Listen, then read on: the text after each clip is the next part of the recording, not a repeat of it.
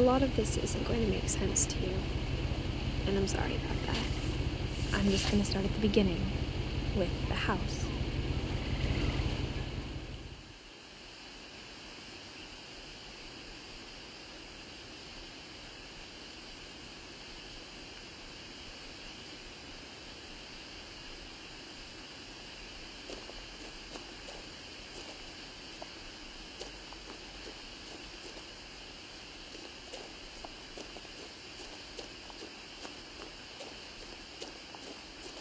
I lived here until I was 11, but I wasn't allowed inside half the rooms.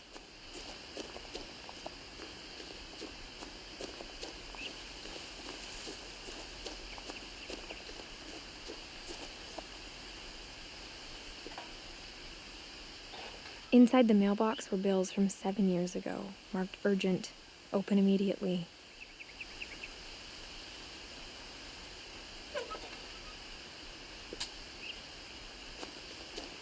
I hadn't been back since my brother Lewis's funeral.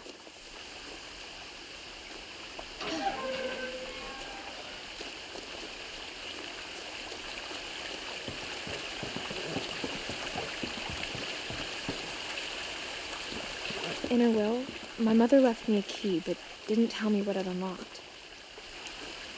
Maybe she thought I'd know, or she thought that the mystery would be enough to bring me back.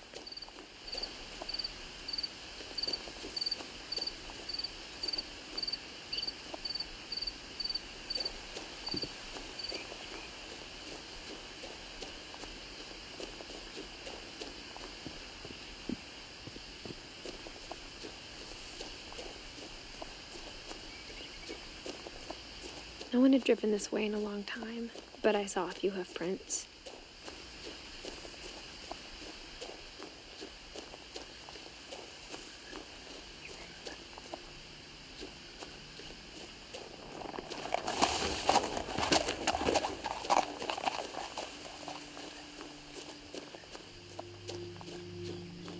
The truth is, even after I inherited the house, I never thought I'd come back to it. But now I had questions about my family that only the house knew the answers to. The house was exactly like I remembered it, the way I'd been dreaming about it.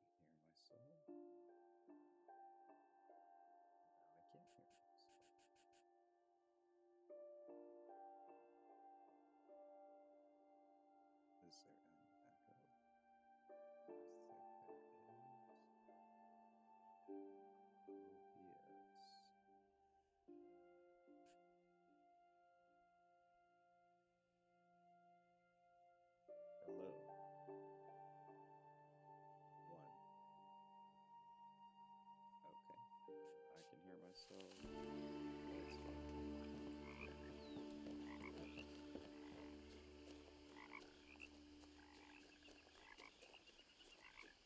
As a child, the house made me uncomfortable in a way I couldn't put into words. Now, as a 17-year-old, I knew exactly what those words were. I was afraid of the house. Feeling a location with a lot of memories. It's normal.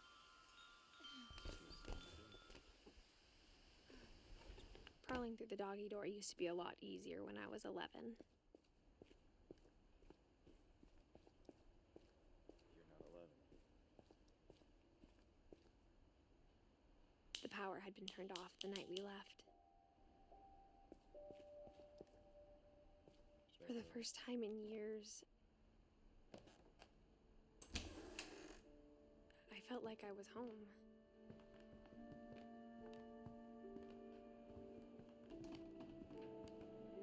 But instead of a family, there were just memories of one. So I'm Edith.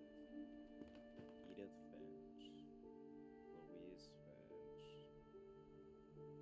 Passed away. Okay. Oh, it's Louis, not Louise.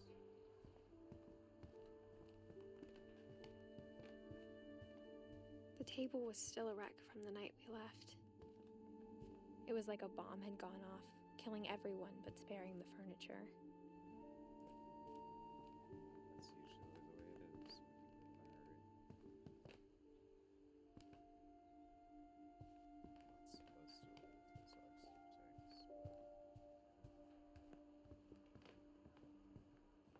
I keep on zooming in on accident because it's my shift and control, and I'm trying to figure out how to sprint, but I don't think there is a sprint.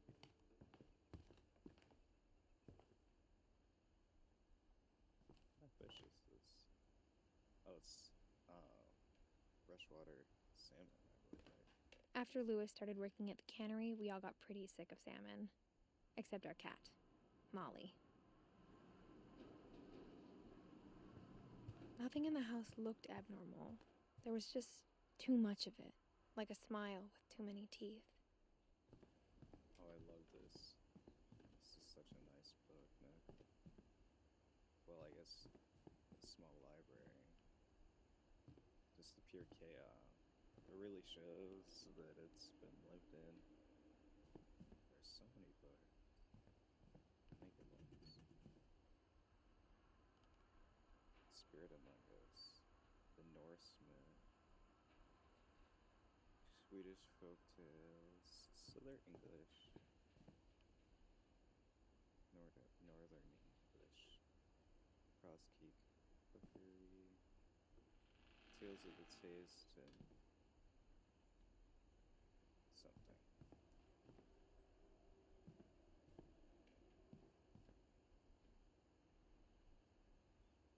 Swedish folktale.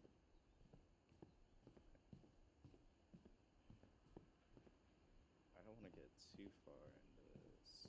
Even the fireplace had a story. Edie told me the bricks came from the original house, after it sank.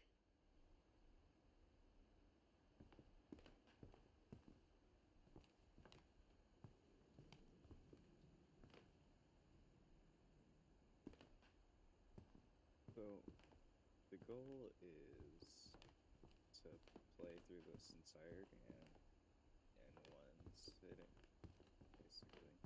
And we'll see if I find everything. We'll see how I react to each instance. And once I'm pretty sure I've gotten everything, I'll upload it on YouTube.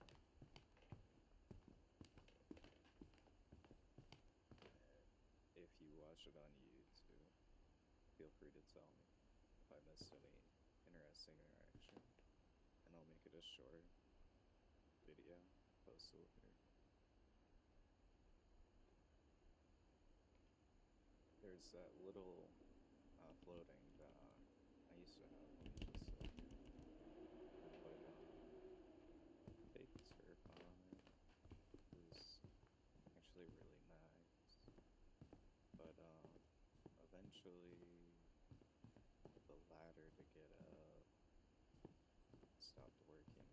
So we used to drag ourselves up by the corner.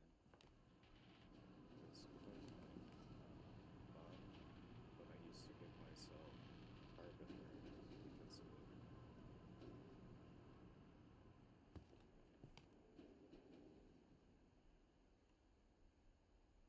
Flavors of India.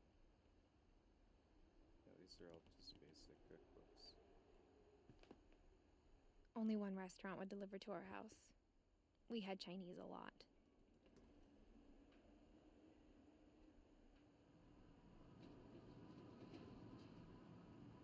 Store-bought Orcas Island.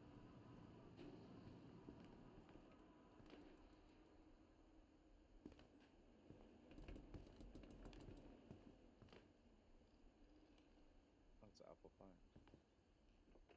Ooh, that would be interesting, actually. If we tried this recipe.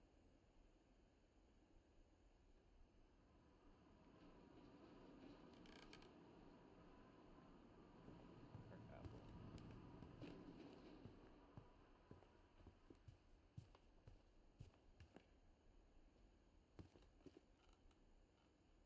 Kind of surreal. It's like I'm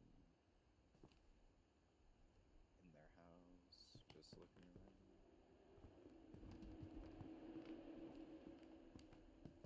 My mom was the only one of us who could imagine Great-Grandma Edie living in a nursing home. It is difficult letting people get the care they need.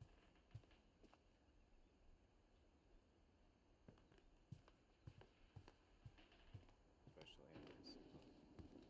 You spend so much time away from it. It just makes it harder to understand what's going on in their life.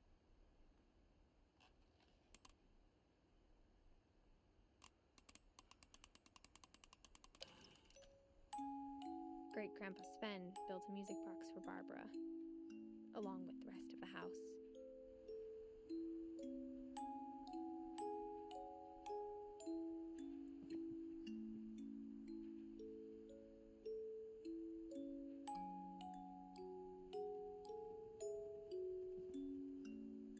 Mom always told me to stay out of the basement, so I wasn't too surprised when the key didn't fit.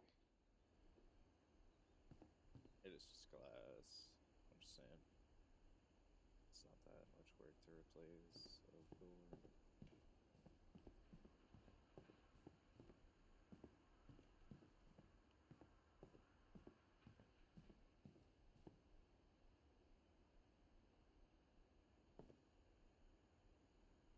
Just a looking hole. They really didn't want anything coming out of that room. After Milton disappeared, Mom sealed up all the bedrooms. Then Edie retaliated and drilled peepholes.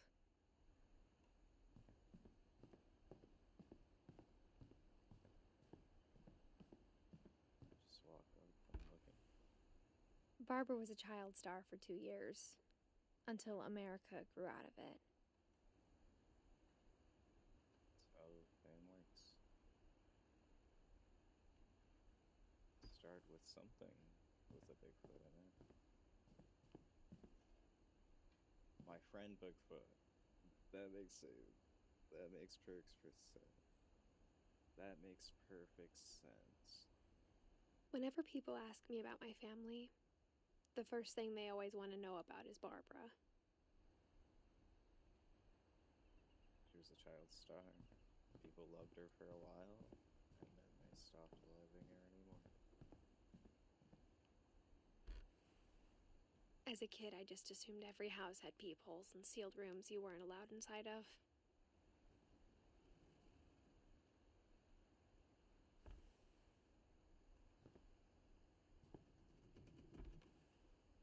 My Grandpa Sam spent 7 years sharing a room with his dead brother, Calvin.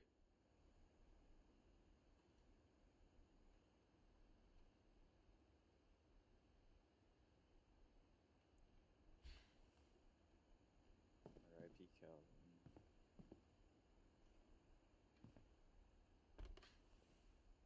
The last time I was in Edith Sr.'s room, I was 10 and she was painting my portrait.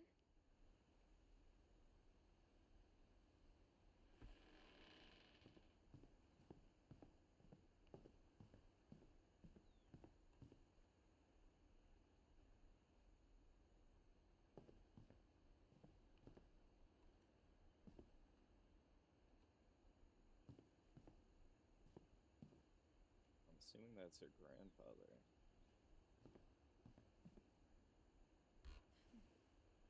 Molly always seemed like a girl I could imagine being friends with, if she hadn't died in 1947. R.I.P. Molly. There's a lot of deceased people that lived here.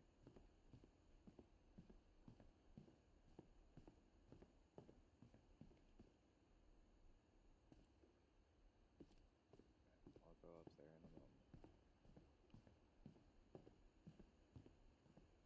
I spent a lot of time playing in Great Uncle Walter's room. I think my mom sometimes regretted not sealing it up. Lewis told me there were secret passages, but I never believed him. Like this, right here. Looks like a secret passageway, but whatever.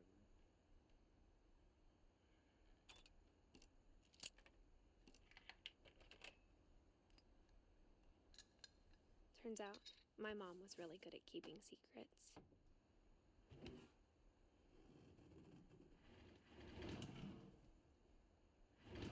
Now it was time to find out what my mom had been afraid of.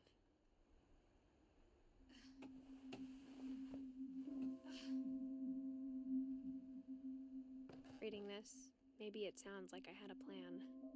From the paintings on the wall, it was clear my brother Milton had been here before me. Milton the Black Cat.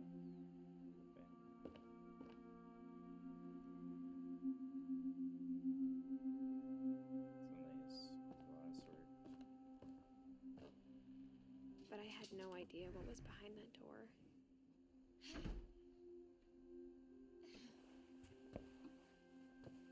Just like I had no idea where all this was gonna lead.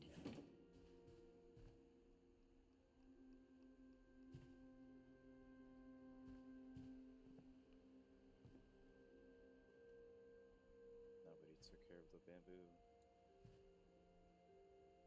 It's a dissected starfish.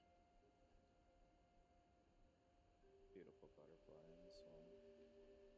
Wind up frog, a scorpion, a beetle of some sort. I got the sense Edie had spent a lot of time here, before my mom sealed the doors.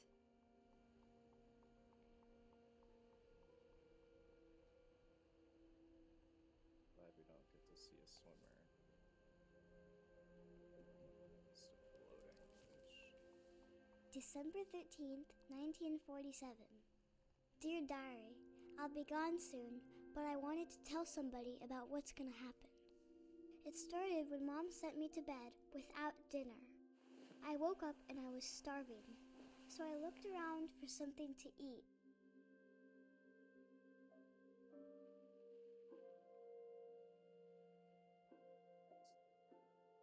Mic off.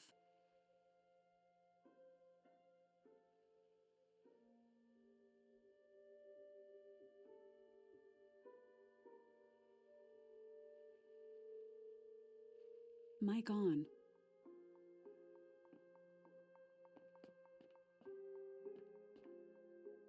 My Halloween candy was all gone.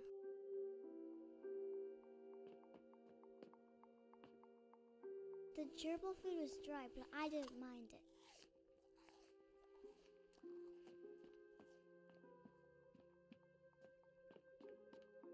There's the fish. No. Let's not touch the fish. Thank you. I kept eating and eating.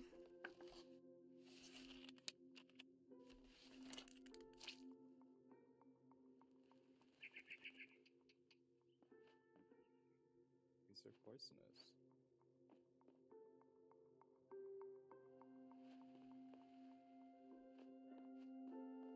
Then I heard chirping outside my window. It was a barn swallow going back to her nest. I reached out for her.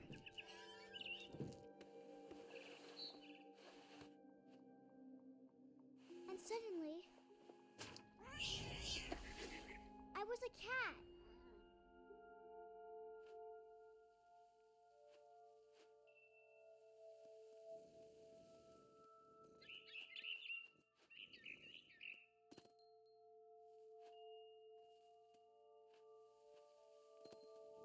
I tried to be quiet, but the bird was really scared.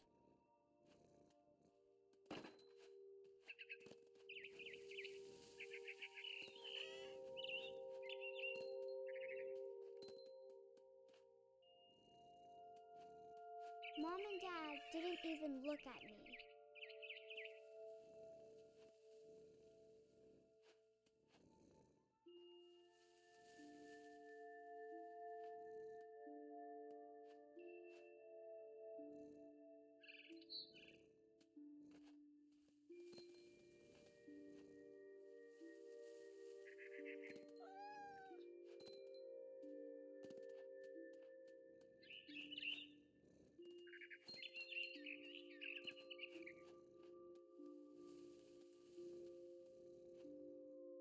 Oh, the nest is already hatched.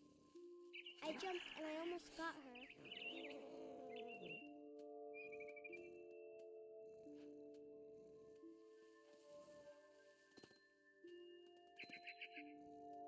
I could tell she was getting really tired.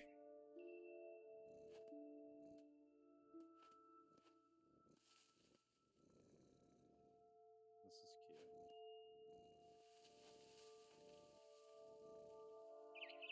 I feel like this is symbolism.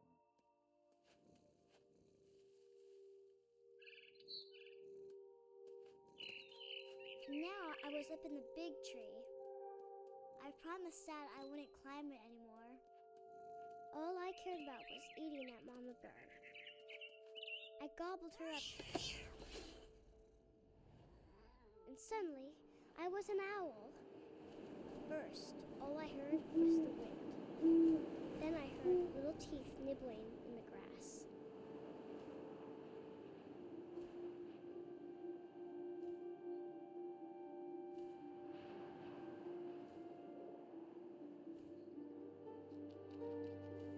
Rabbits.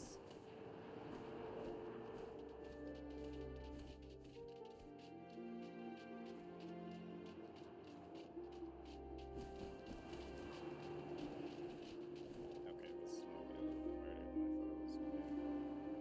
There we go.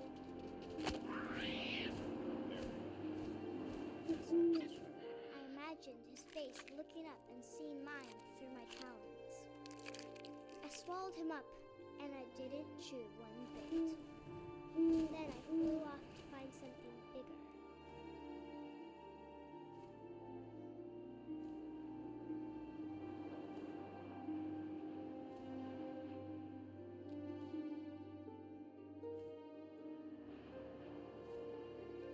A mama rabbit. Gonna get you. Yes.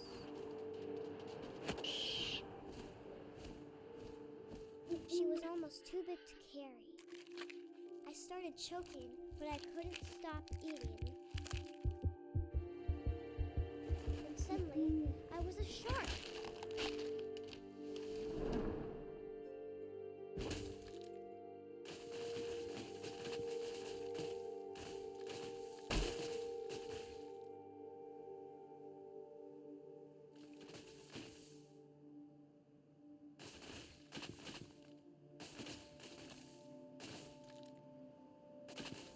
I rolled off the cliff and into the ocean.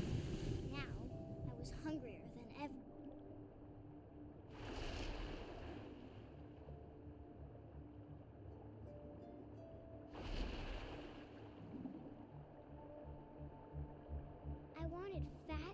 juicy seals.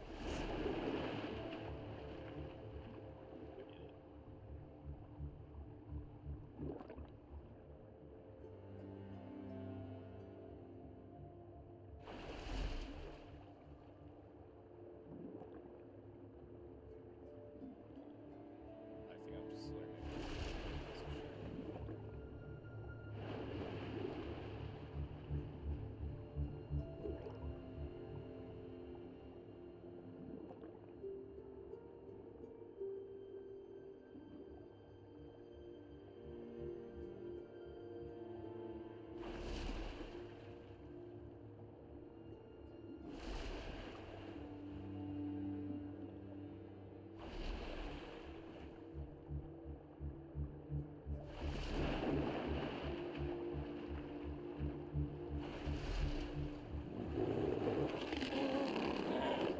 I tore off her flipper, and it tasted really good. Interesting.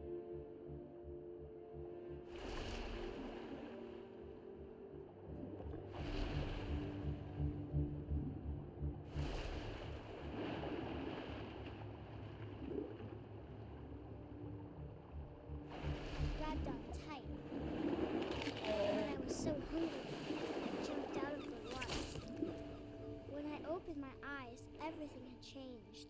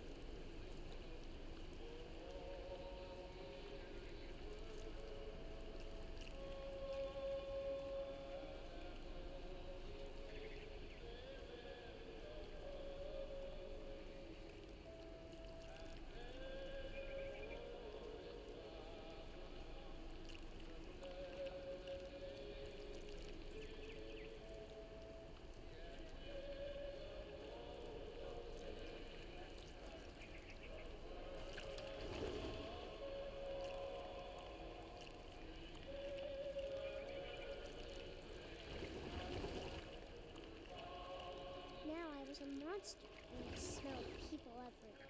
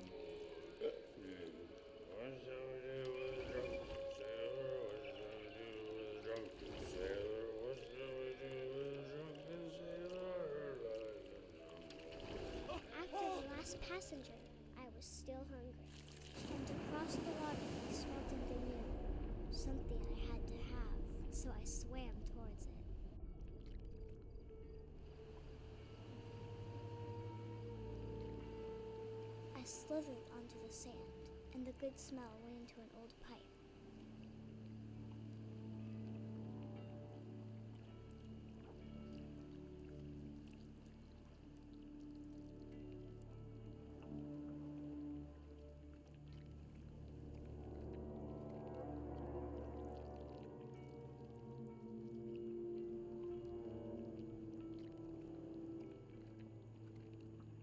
I got closer and closer.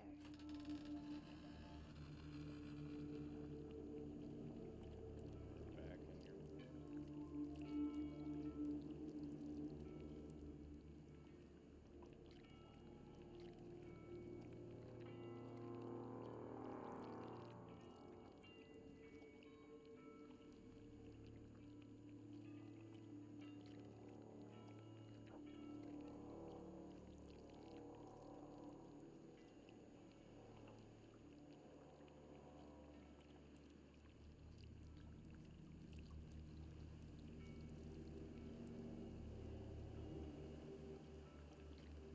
All of my stomach started growling.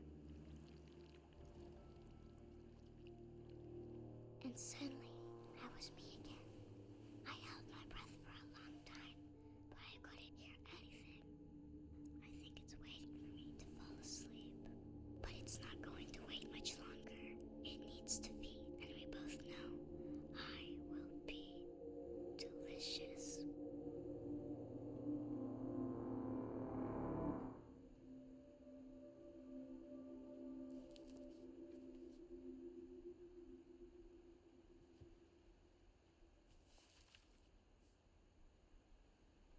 I'm not sure if I believed all of that, but I'm sure Edie would have.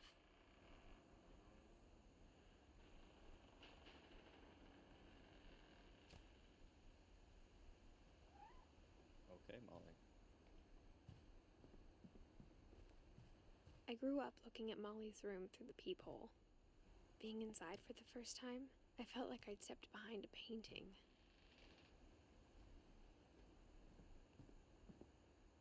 Is it 2 ways? I can't describe it, but I felt like some part of Molly was still here.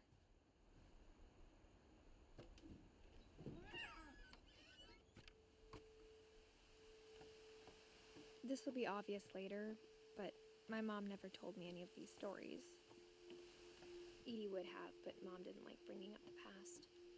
It's such a nice Though, library. when we adopted a stray kitten, she was the one who named it Molly.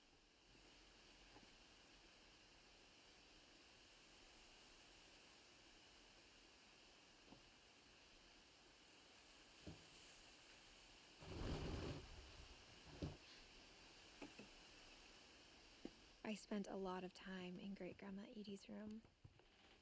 We got along, and it was a good place to hide from my mom. Her room was like a museum. Oh, I have For one of these. 500 years, the finches have been famous throughout Norway for their fortune and misfortune.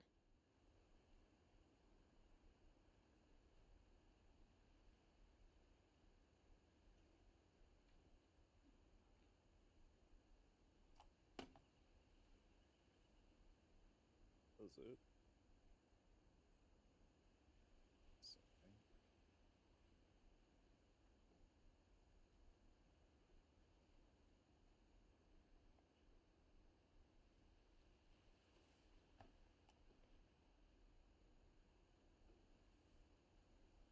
Odin Finch buries the latest victims of the family curse, his wife Ingeborg and their newborn son, Johann.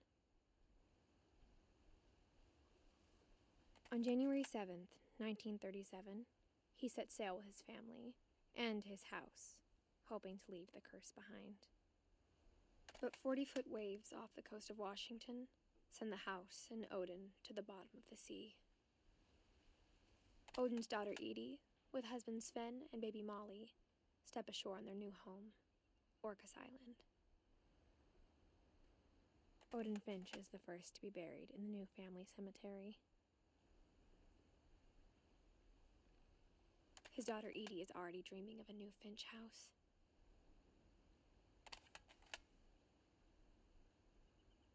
500 years.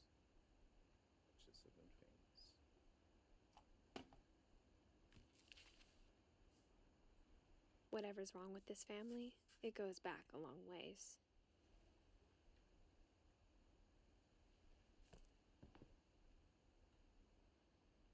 Yes, yes it does.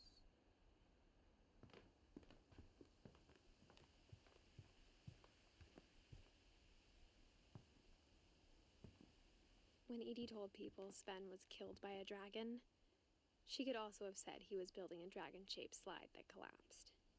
She could have, but she didn't. No, that man got killed by a dragon. I don't know what you're talking about. Even in her 90s, sometimes Edie seemed a lot younger than my mother.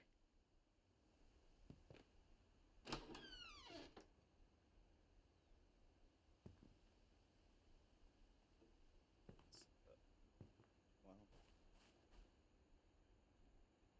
no need to judge. It's definitely not a nice looking. Low key, I do the same thing.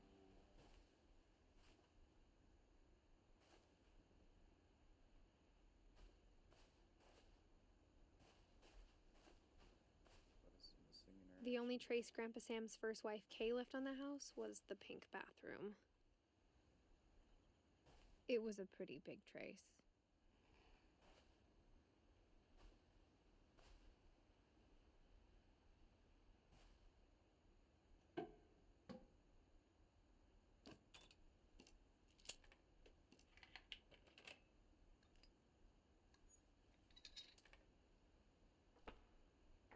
There's a secret in this bathroom. It's in the last place you would look. It isn't in the cupboard. It's hidden in this book.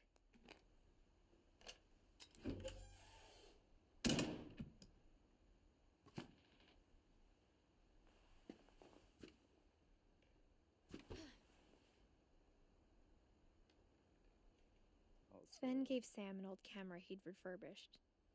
He never put it down. It's a dark room, or a red room. We're developing cameras, photos. It's a very nice picture of a deer.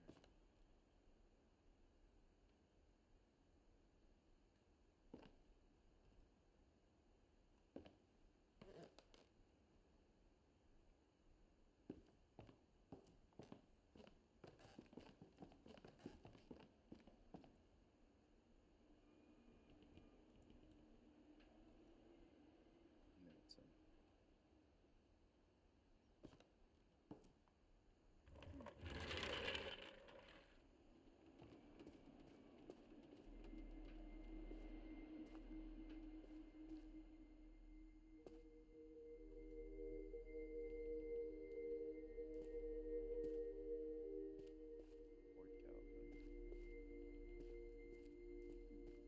I knew Grandpa Sam had a twin,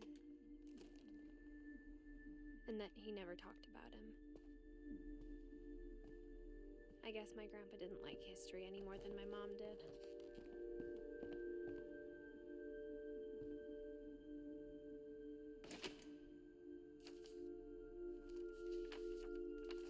How I Want to Remember My Brother by Sam Finch. Mic off. The thing I remember is that when he made up his mind, that was it.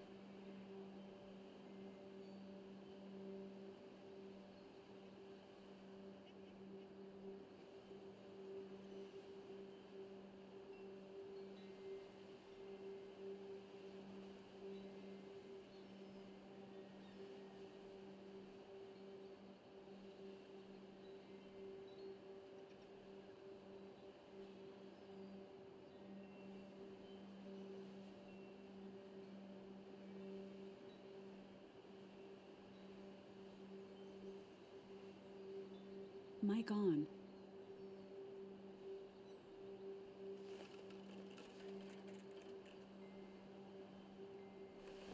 My brother said he'd die before he ate another mushroom. And he did. At Barbara's funeral, we swore we'd never be afraid again. And he wasn't. I think Calvin always wanted to fly.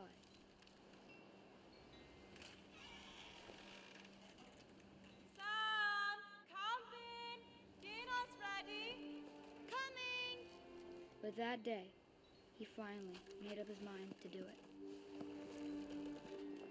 I told him going around was impossible. Maybe if I hadn't said that, Calvin! I'm not gonna tell you again! maybe if the wind hadn't picked up, then maybe he'd still be here. But I doubt it. I think he'd already made up his mind. That's what I want to remember about my brother.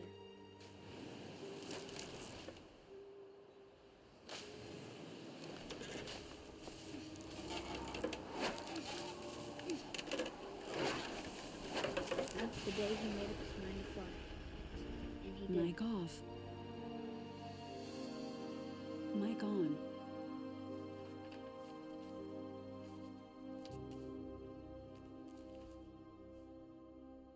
Calvin's story felt strangely familiar. When I was younger, I remember trying to do the exact same thing. Are we all?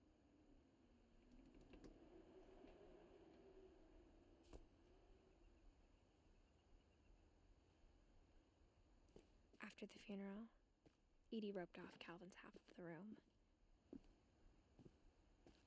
Mom said Grandpa Sam enlisted at 18 and never set foot in the room again.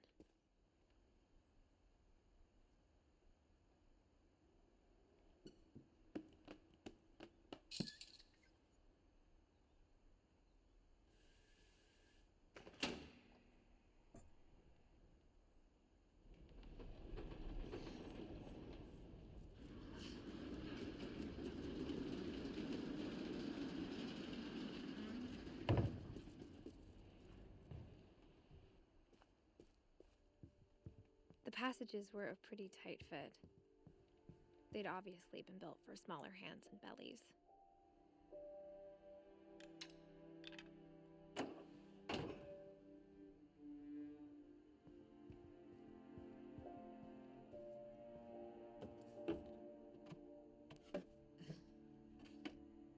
Growing up, I always thought of Barbara as a child star.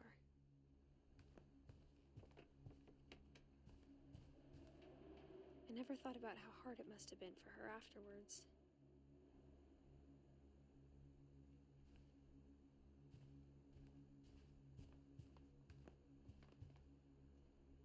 I just want to go play it.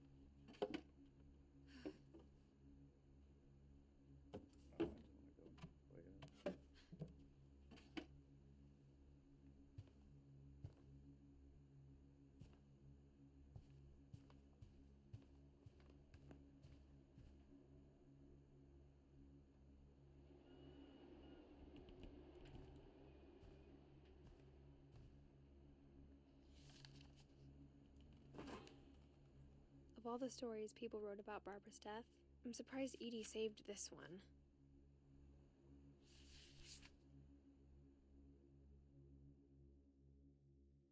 Old Jack here with another ghastly tale inspired by America's most unfortunate family. I'm calling it The Surprise Ending of Barbara Finch. As a child star, Barbara was famous for her scream. Now at 16, she was all washed up. A has-been. But in a lucky break, she'd been asked to perform her signature scream at a local convention for monster movie fans. It was just the boost her career needed. Unfortunately, Her scream hadn't aged well. Getting better. I think you just need the right motivation. Her biggest fan and current boyfriend, Rick, was about to demonstrate when... Now that was a great scream. It was Barbara's father, Sven. He'd slipped into a table saw and had to be rushed to the emergency room. So Barbara got stuck babysitting her youngest brother, Walter. Her convention comeback was cancelled. Okay, I'm hearing frustration, but I'm not hearing terror. What if I tried... A gang of hoodlums in Halloween masks have been terrorizing Orcas Island tonight. Police are urging residents to... That came from the basement. You're right! Also, I loved your delivery on that. Why is your basement door locked? Because my dad likes making puzzles and secret passages. There's a key hidden in the music box. The secret is to keep winding and winding until finally the key pops out. Thanks, babe. I'll be back in a sec. 20 minutes later, Rick hadn't returned. So Barbara went to look for him, right on cue. She reached for the music box.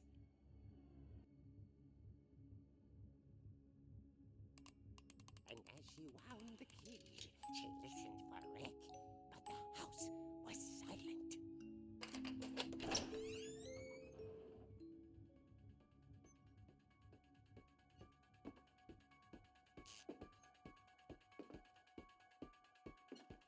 She found Rick's crutch and imagined the worst.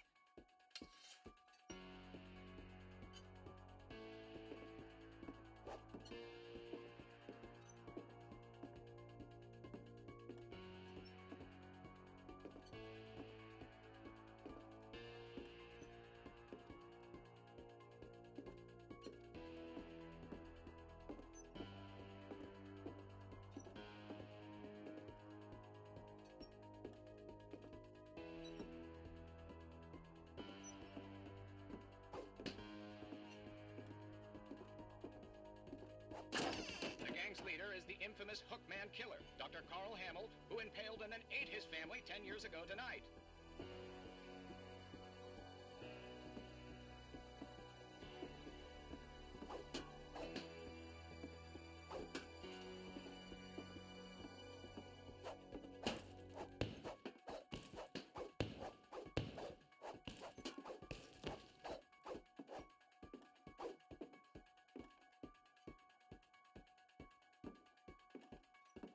The old fridge rattled and grew still. Oh dear! Oh! Rick? Barb, relax. I was just trying to scare you to help you find your scream. Well, I'm not scared, Rick. I'm furious. Then act furious. All I'm getting from you now is that you're hurt and confused and She threw him out, but she kept a little something to remember him by. Barb, have you seen my other crutch? And she was still holding it when she fell asleep watching the late picture show. Hours later... Barbara! Walter, what's going on up there? Ah! Okay, I'm coming up, but if this is a trick, you're dead, Walter.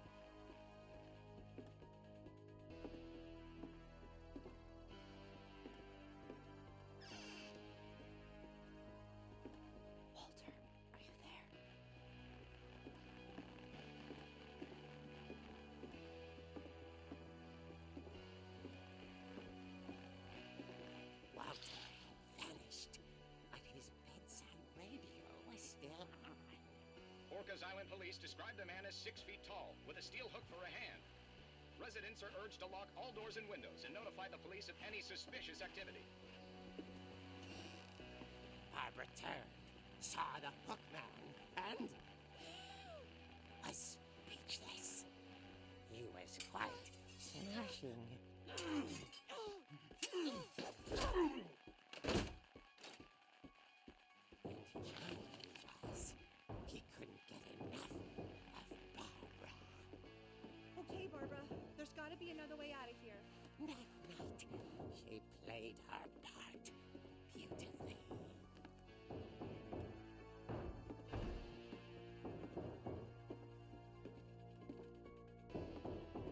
Molly's door hadn't been opened in years. The hinges groaned.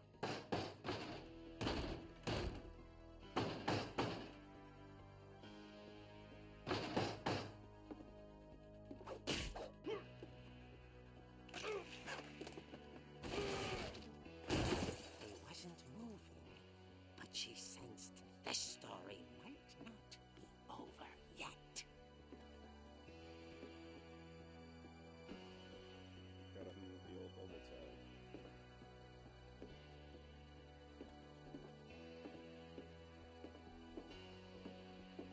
The hookman had vanished. She listened for his breathing, but all she heard was...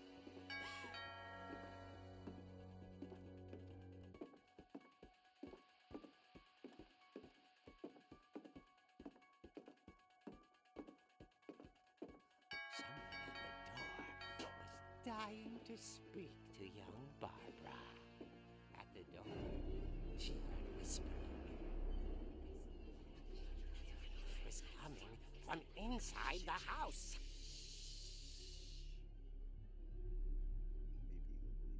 Maybe he'll leave the house. Oh dear.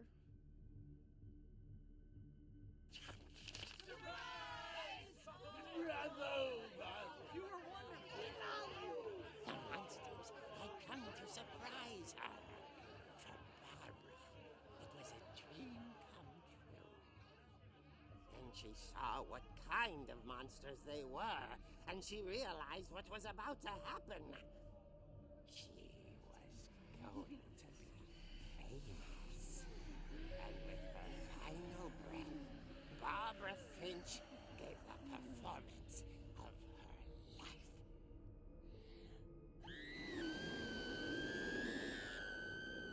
I wasn't there myself, but I hear Barbara was magnificent. Poor girl. She had a taste for stardom. But unfortunately, so did her fans. Of course, the police blamed it all on poor Rick, who disappeared the same night. And little Walter, hiding under his bed the whole time.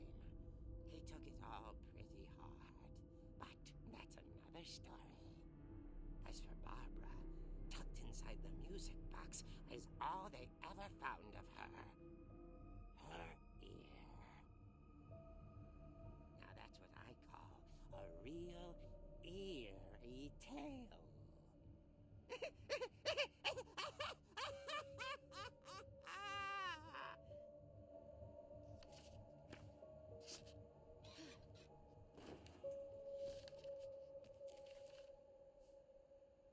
Edie told me all Barbara wanted was to be remembered, as absurd as that comic was.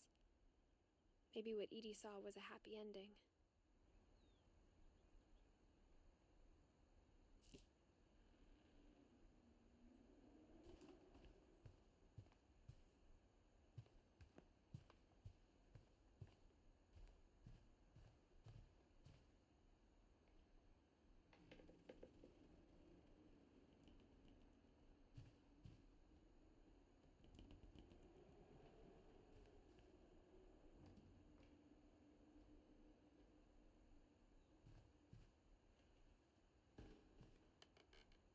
Bigfoot. She can feel footage at least. I guess now I know why Mom didn't like me playing with the music box.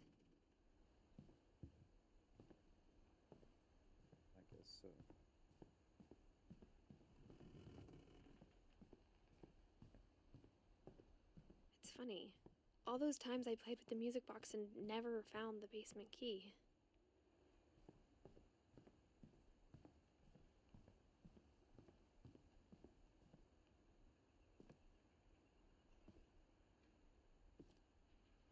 It's kind of creepy that story's true.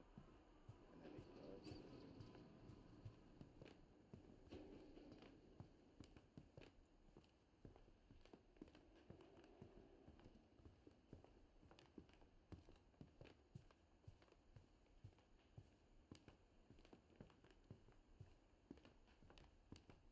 I wonder if that comic was right about there being a key inside the music box near the basement. Oh, I'm sure it was.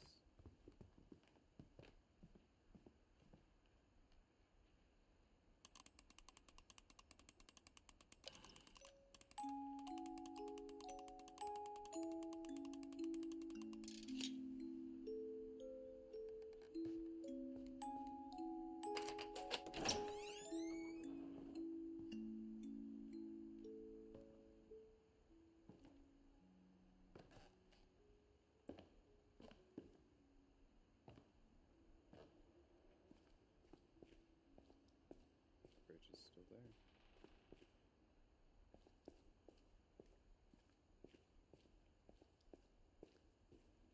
It's fun. Mom said the basement was off limits, unless I wanted another tetanus shot.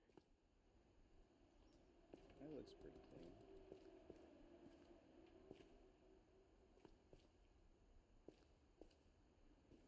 Tetanus shots aren't that bad. It's the prototype of a slide.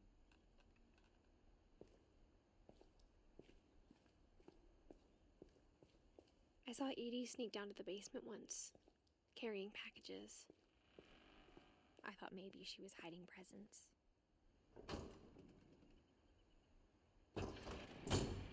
It turned out she was hiding a lot more than that.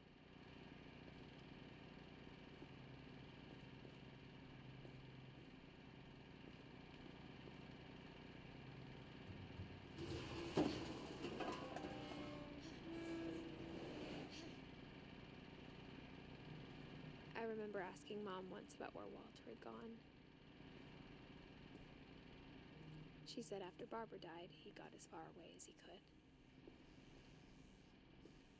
If there's a pattern in all these stories,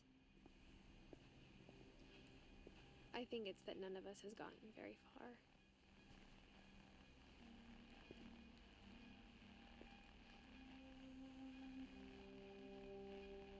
Let's make figures. Walter.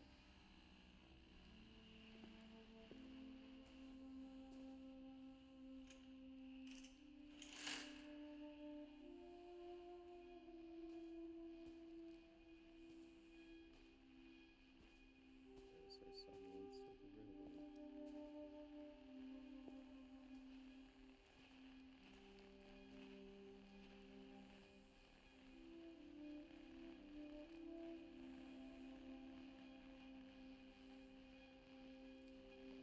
Last day.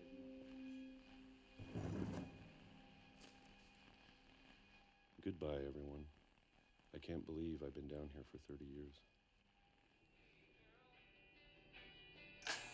On that first day, after the shaking started, I didn't think I'd survive a week.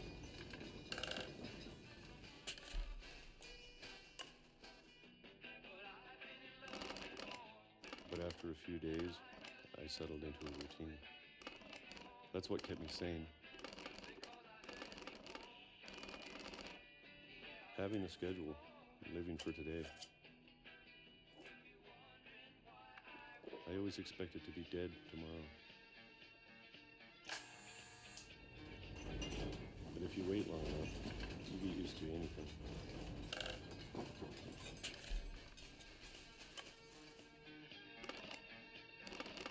Even a monster on the other side of the door starts to feel normal. Almost friendly.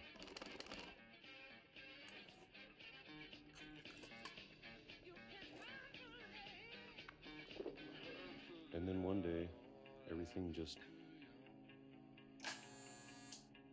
stopped. Whatever that thing was, it was gone. Maybe it got tired of waiting. Or maybe I just got tired of being afraid.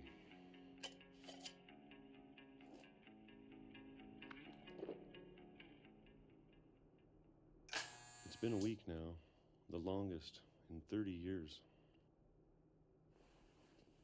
I'm done waiting. I have to leave while I still can.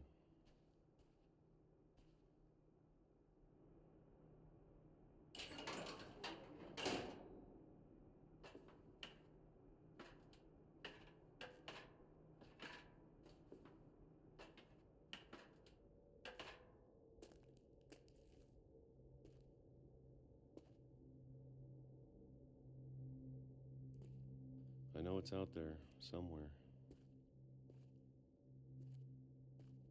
Whatever killed Barbara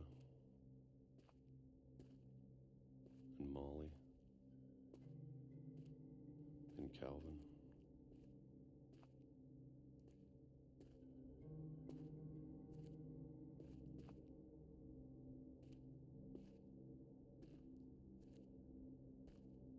Maybe this is all a mistake. But I need to stop living the same day, even if it kills me.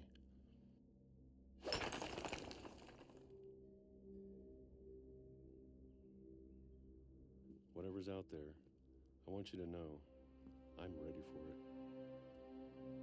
I'm going to appreciate all of it, especially the food. I don't mind if I only have a year left, or a month, or a single week. I'd be happy with one new day. I can already imagine the sun on my face.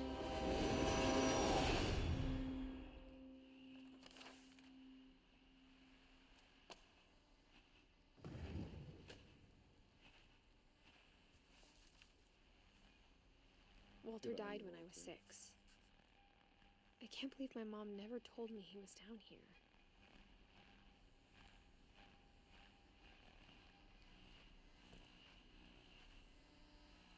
I'm sure my mom was trying to protect me.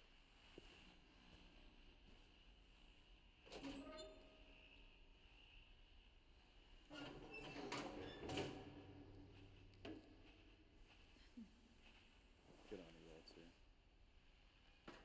Can't live your life during death. Maybe she was afraid I'd end up like Walter.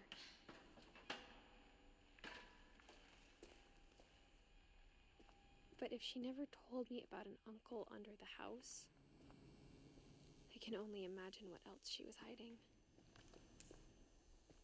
I don't want to make the same mistakes she made, trying to bury something that's still alive.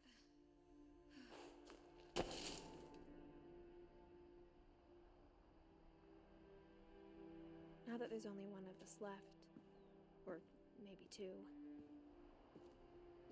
I thought it was time I heard the stories for myself and found out what happened to everyone else. But now I'm worried the stories themselves might be the problem.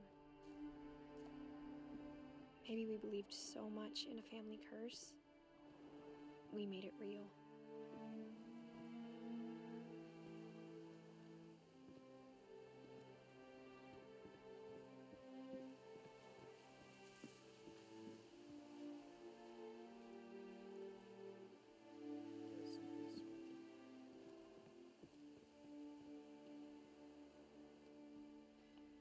I don't know if I should even be writing this.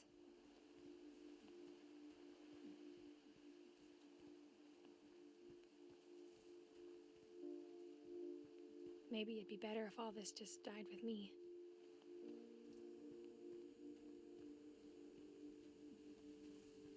But I thought you should know about your family.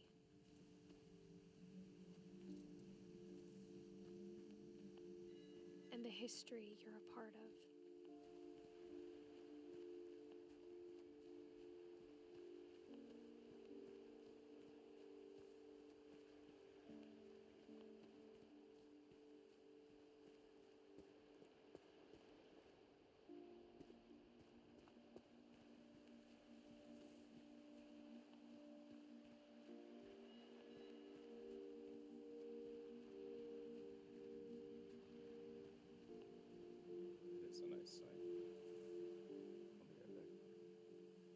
Mic off.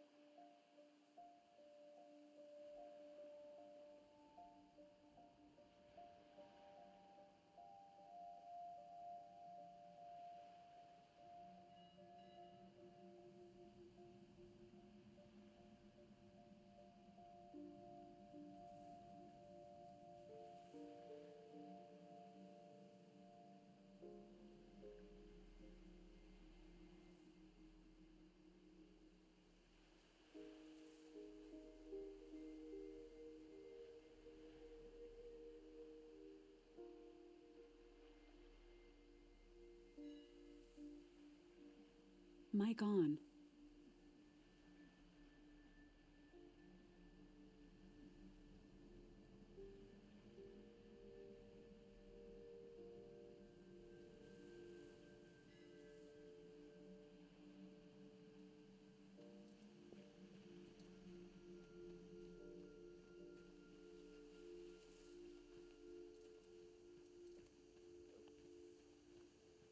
Stairs.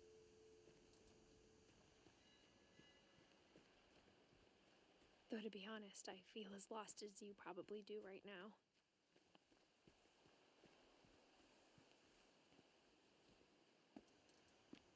I think the people in these stories believed them, for what that's worth.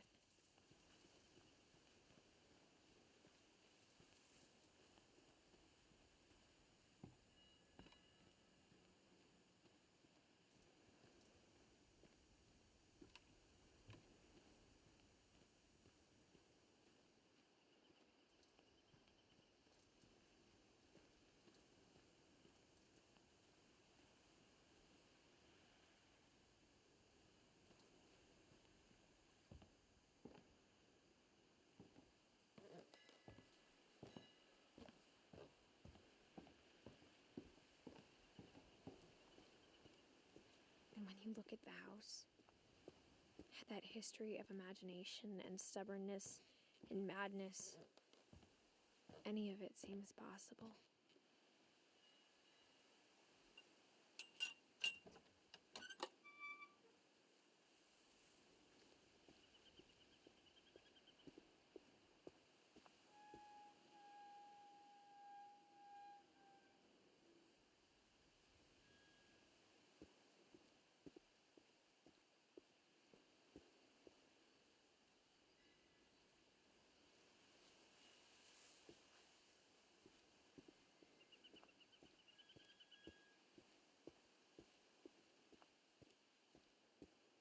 I think we've been surrounded by death for so long, we've just gotten used to it.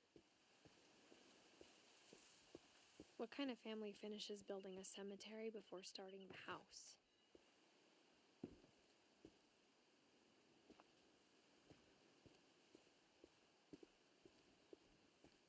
It's embarrassing for me to admit this, but the pet cemetery made me more uncomfortable than the human one. 3 of the gerbils are mine, and 2 had been my fault.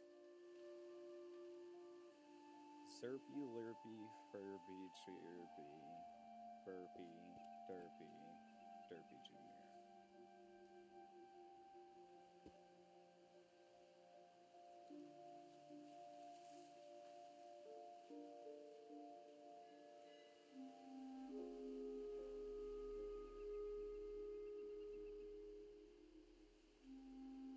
Shotzi, Shadow, Oliver, Christopher, Pup.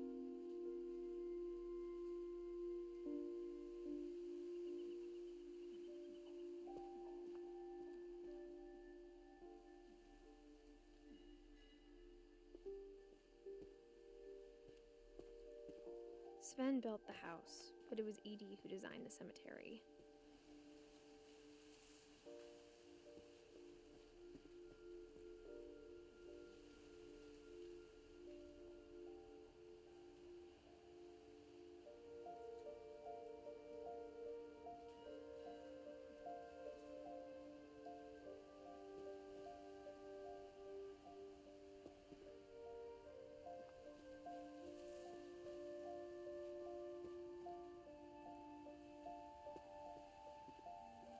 They all have something that matter to them. I'm sure Odin's monument had been Edie's idea. My mom was always trying to move on, but for Edie, the past never went away.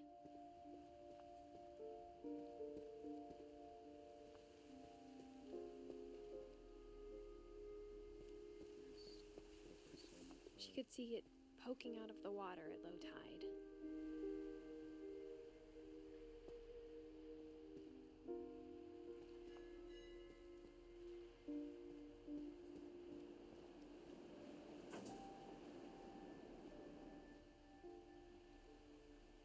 Edie said she dreamed about the old house every night.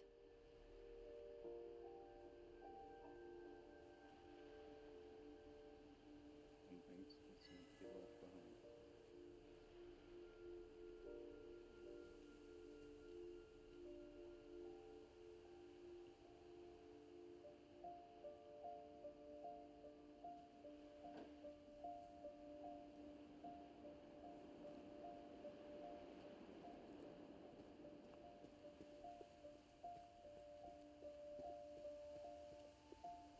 Edie's side was always easier for me to understand. But the older I get, the more I can see where my mom was coming from.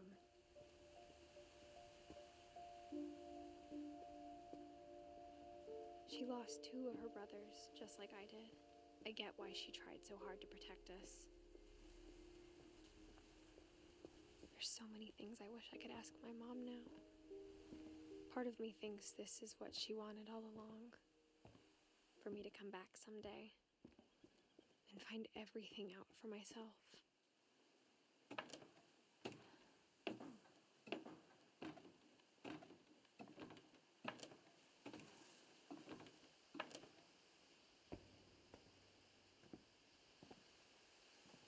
But looking back on it now, if she told me there was going to be so much climbing, I never would have come when I was 22 weeks pregnant.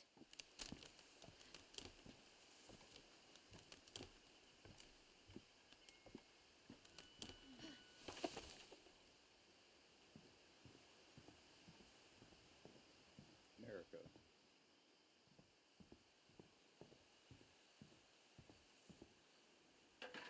I never met Grandpa Sam, but I think he and my mom had a lot in common.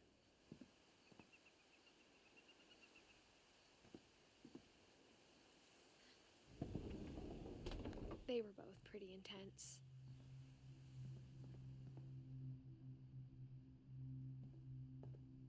Grandpa Sam was intense. For a Sam spent his completely life shooting different photos, reason. but Mom said he got nervous being in front of the camera. I guess we're all afraid of something.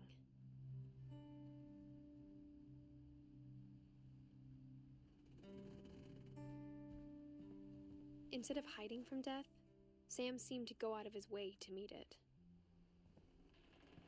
It's a way to live. Good way to live.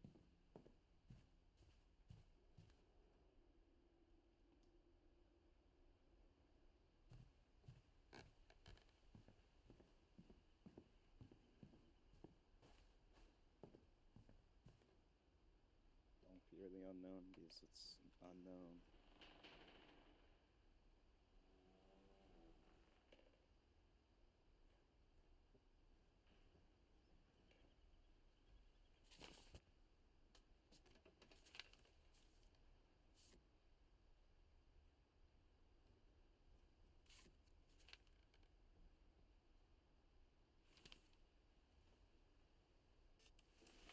Dawn, I promise, you'll never forget this weekend. Yes, sir. These memories are gonna last a lifetime. Hmm? Am I gonna have to shoot anything? It's a hunting trip, Dawn. Shooting is strongly imperfect. It's gonna rain the whole weekend, isn't it?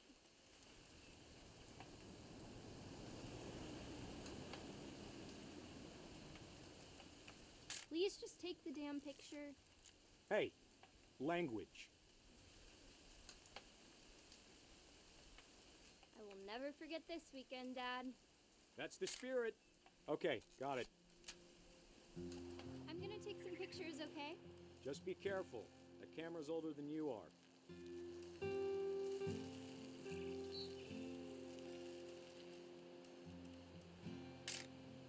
Aw. You're right, Dad. It's starting to clear up. Still freezing, though.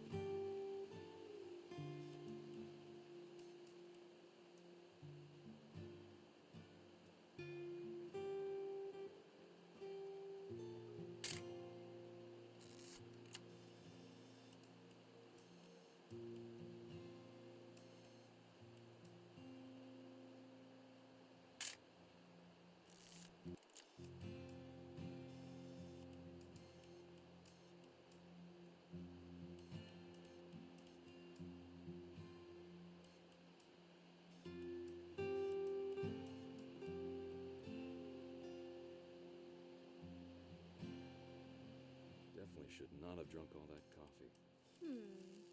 Hold still while I take a picture of you. I definitely won't be moving. Are you done yet? Does it sound like I'm done? Nothing quite like being outside. I'll give it a couple of seconds. I'm not quite sure.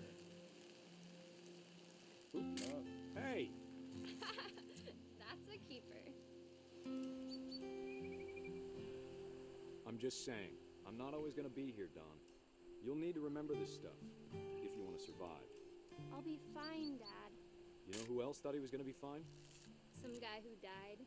Dawn, I'm being serious. I know, Dad. You're always serious. Doesn't being out here make you want to chill out? Well, to tell you the truth, I haven't been out here in 20 years. Dad! Good eyes, Dawn. Before you take the shot, let me get a picture of it. Dad, I... Let me get behind you. Do I have to do this? Dawn, you don't have to do anything. Great shot, Dawn!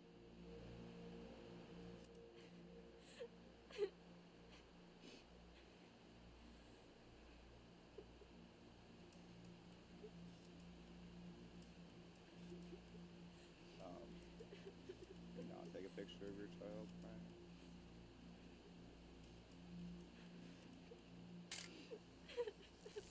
I'm proud of you, Dawn.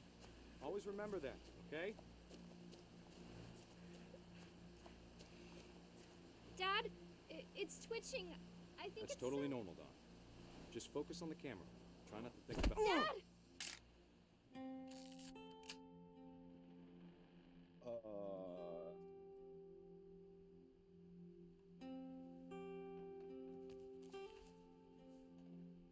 Of all these stories, that's the one I wish most that my mom had told me.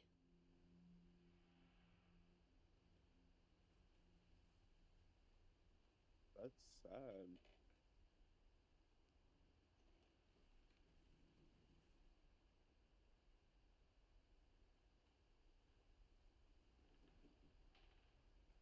That was her grandfather. No wonder her mom was so paranoid. She literally watched her dad die. She felt morbidly responsible.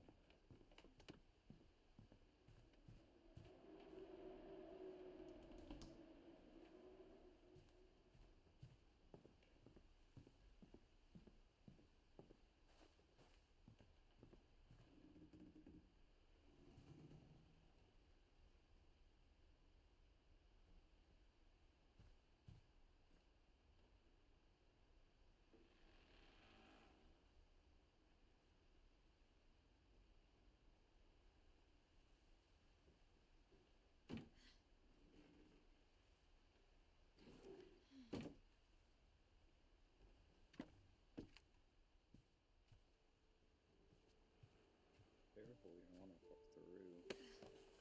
After Sam died, my mom and Edie got really close. They'd both lost a lot.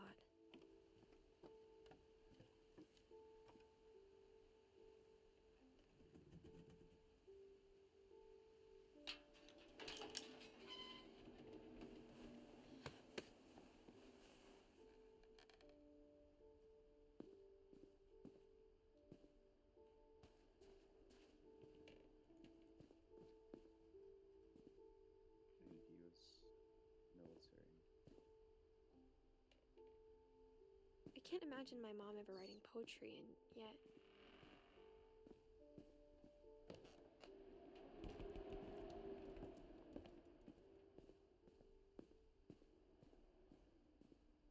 Alright, Gregory.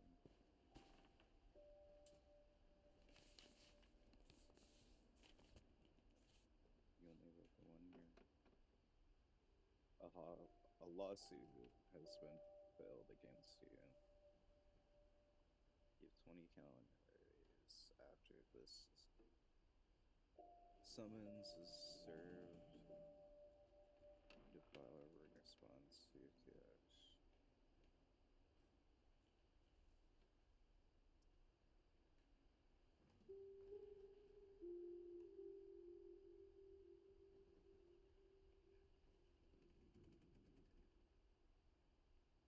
Yeah, they live in Washington.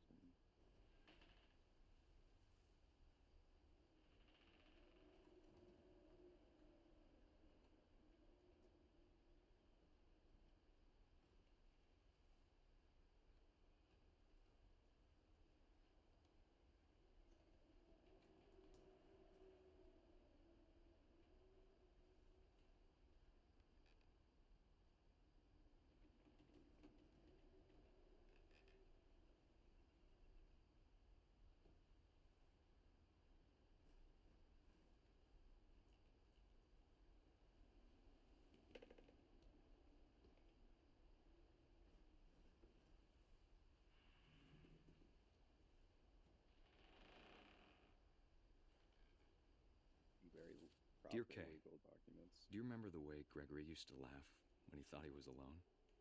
Like something funny was happening, but only he could see it.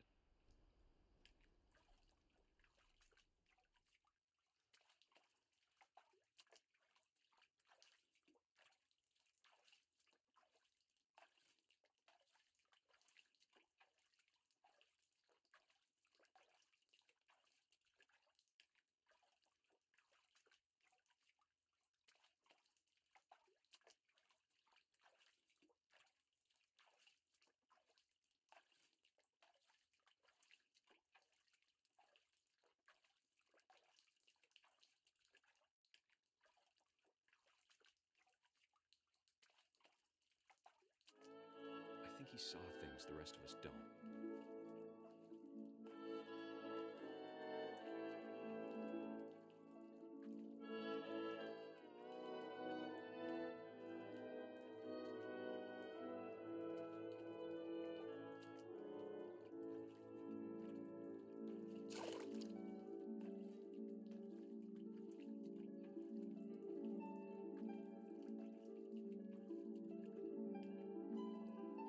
Backhand's over, Gregory. It's time to... Hold on, sweetie. Hello? Sam, I told you I don't want to talk right now. I wonder what he saw.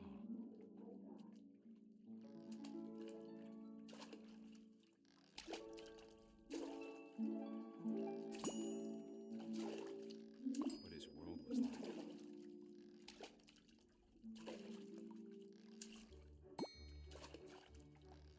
He reminded me so much of Calvin. Lost in his imagination. Whatever it was, he saw.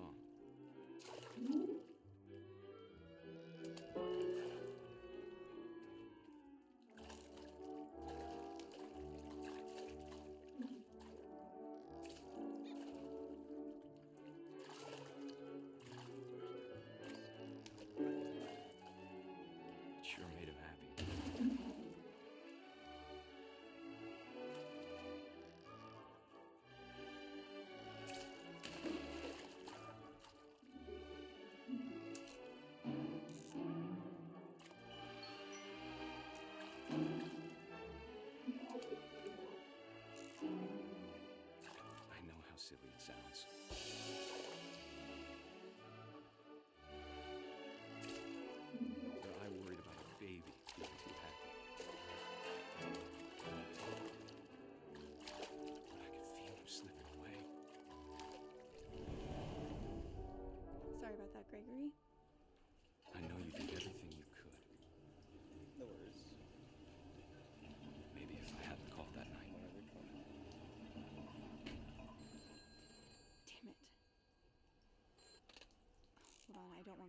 hear this.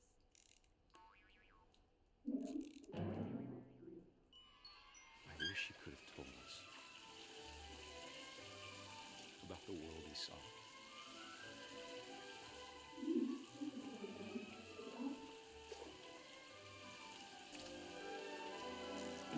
There's so much I don't understand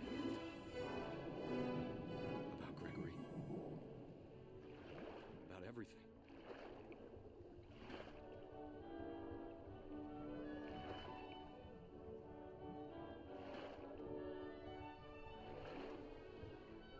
But I know what happened wasn't your fault.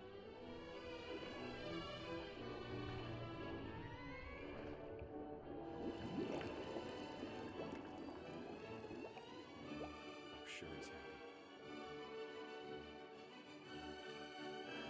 And he'd want you to be happy too. Good luck, Kay. Love, Sam.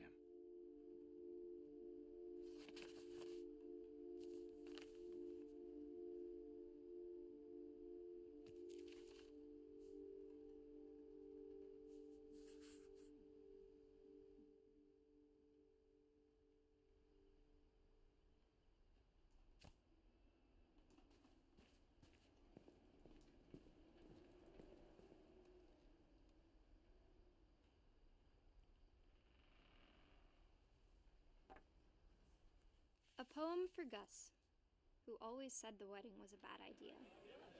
Our father never hit us kids, at least not very hard, before the day my brother said with teenage disregard that he'd be dead before he'd see a wedding in our yard.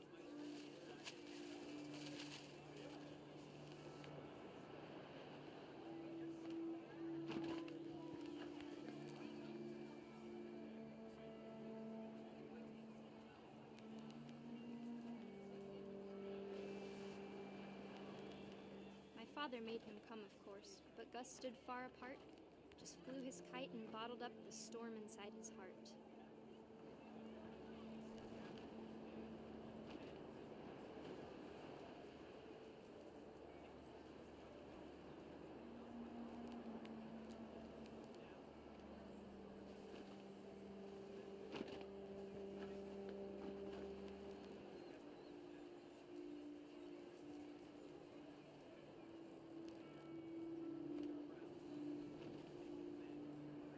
I tried to talk him out of it, but though he'd never met her, we don't need a stepmom, were the words that I now pronounce you husband and wife. You may kiss the bride.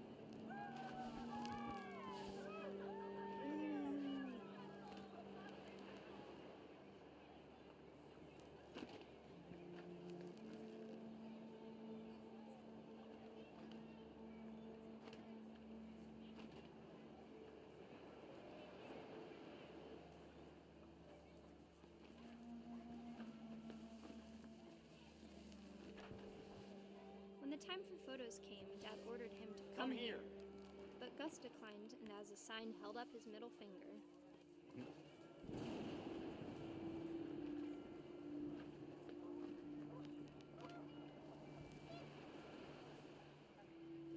The wind picked up, and panicked geese appeared and quickly went. But all the humans did that day was go inside the tent.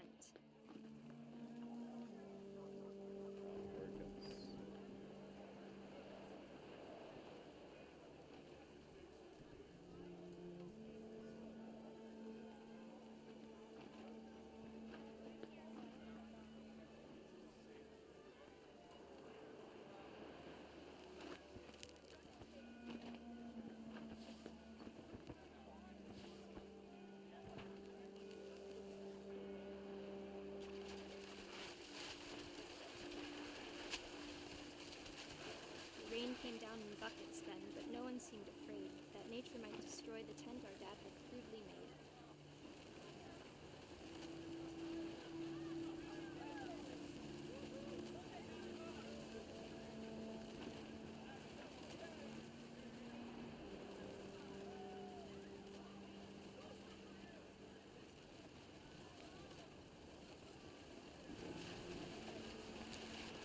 The thunder sounded much too close and full of angry power.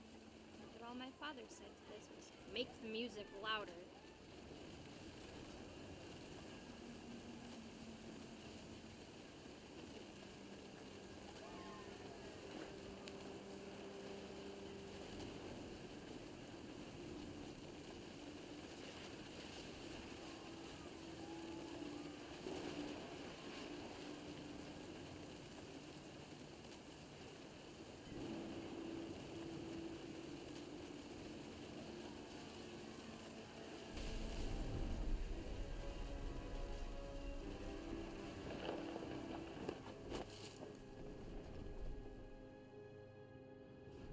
I wish that I could truly say I thought about you on that day.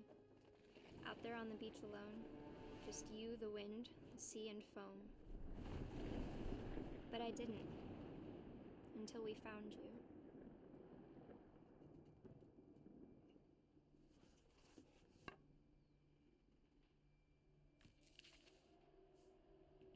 She never talked about him, but Mom told me once if I was a boy, they were going to name me Gus.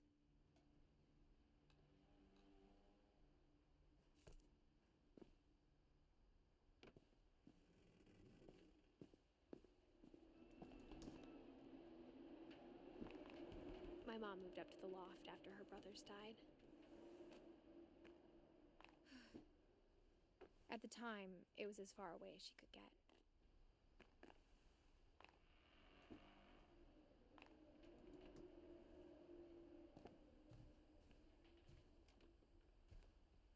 Alright, time to meet her mom.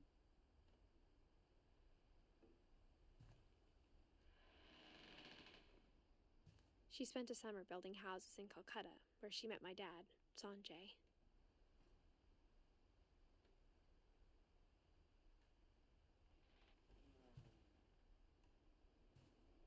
Religion was another thing my mom never talked about, but I think it helped her a lot after her dad died.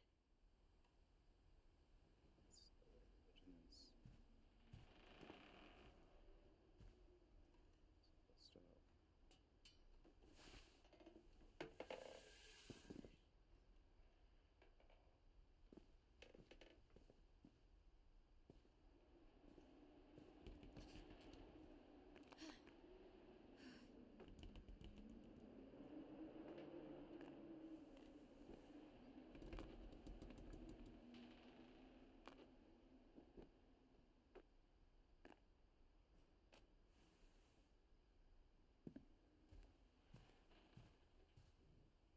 My mom moved to India a week after graduation and got a job teaching English. Louis was born a year later.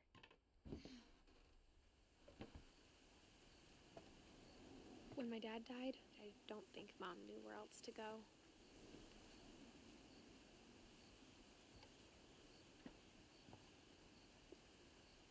I'm sure Edie was happy to have her back. And to see kids in the house again.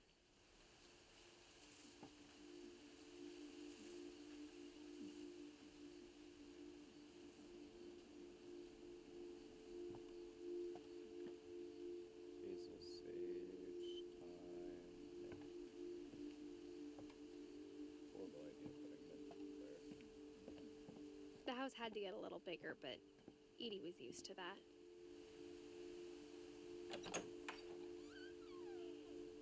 And for a while, things were good. Almost normal, but it didn't last.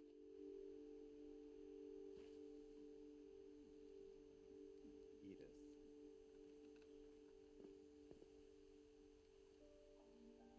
Louis.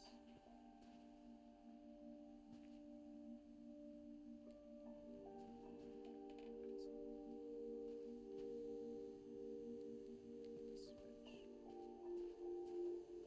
Observation, question, reshape, hypothesize, experiment, data, conclusion.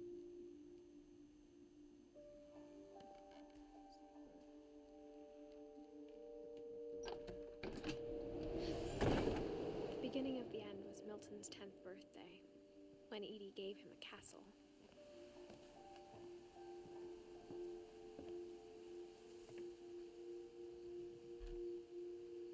After Milton disappeared, the only thing he left behind was a room full of paintings.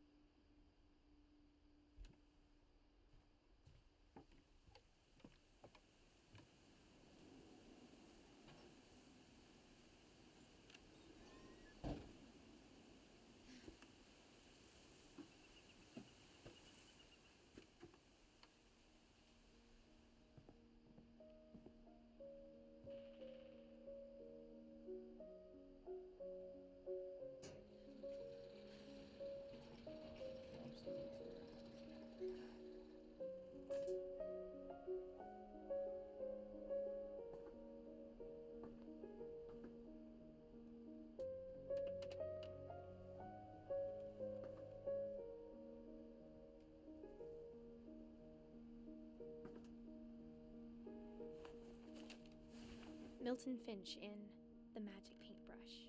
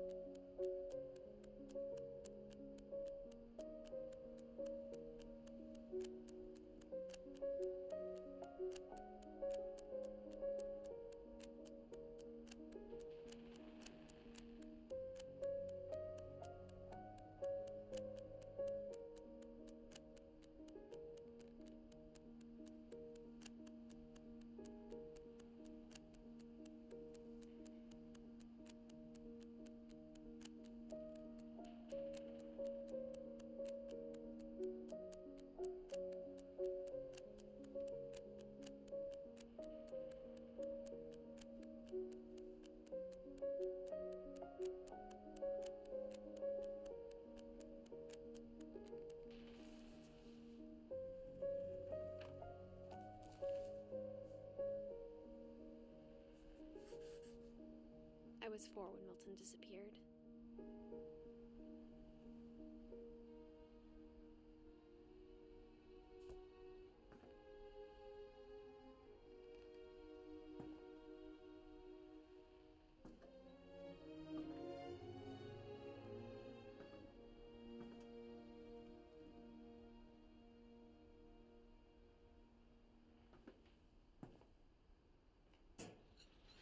Mom spent months searching for my brother. Then she sealed the doors.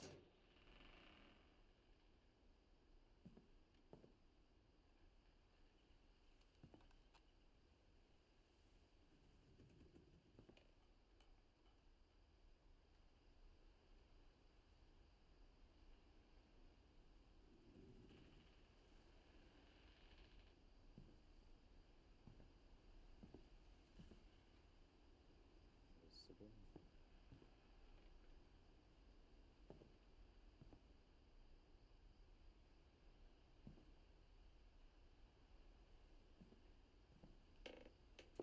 Whatever Milton had found in the house, Mom didn't want it getting out.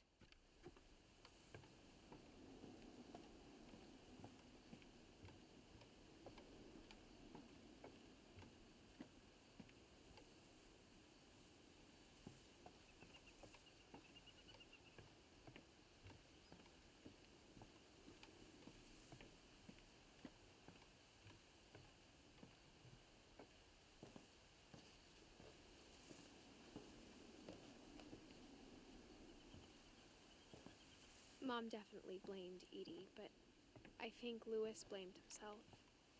After he graduated, he just spent more and more time in his room, until Mom got him a job at the cannery.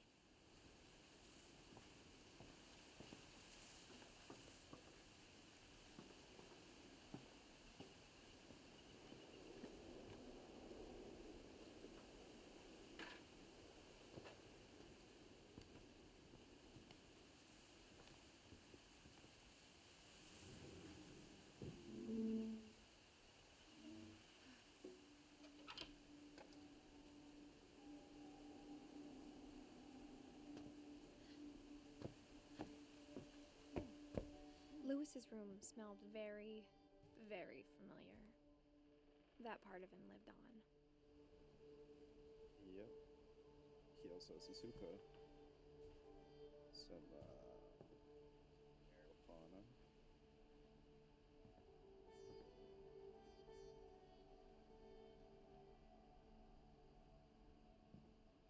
He's just like me.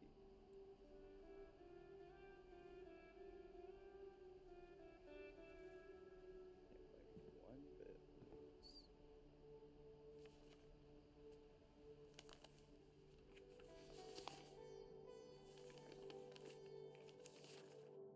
Dear Mrs. Finch, as Lewis's psychiatrist, I can understand Mike your desire off. for an explanation. As I see it, the trouble began in January, shortly after we convinced your son to seek treatment for substance abuse. Newly sober, I believe Lewis first noticed the monotony of his daily life.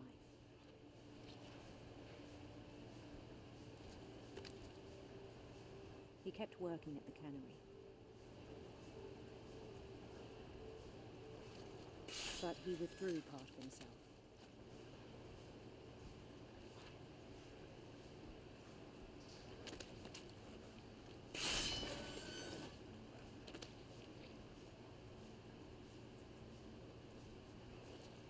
In our sessions, I saw the same behavior. His mind began to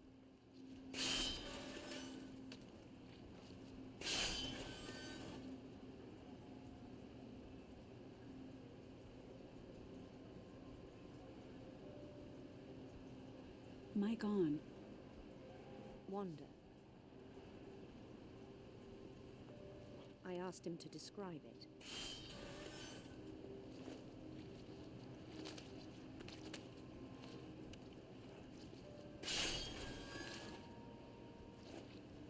He said he started small, imagining a labyrinth. He'd feel his way about. Then something moved. Bats. And toads.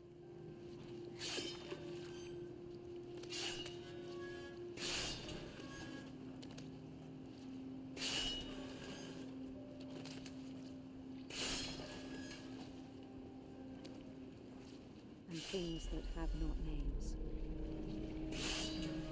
He knew it was all in his head.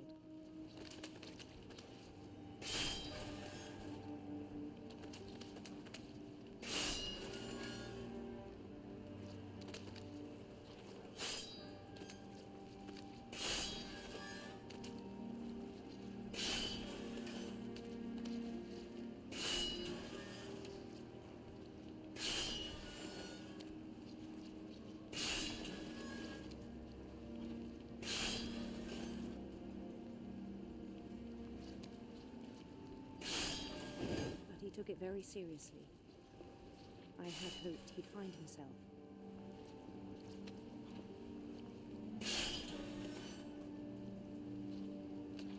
But he found something more.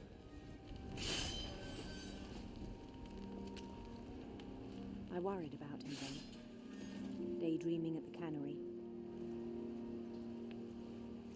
I spoke with his boss. But he said Lewis had become a model employee. Methodical, tireless, focused.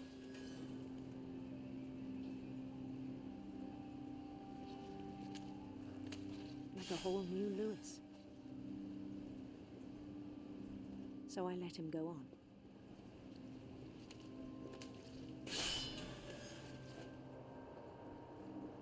I even encouraged him.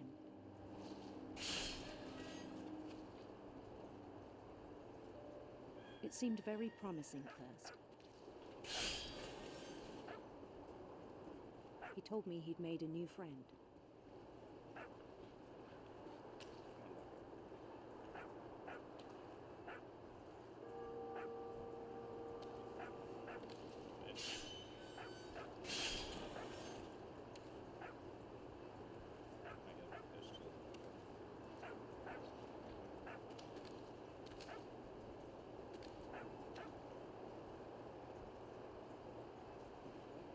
On the edge of a city he named Lewis Topia.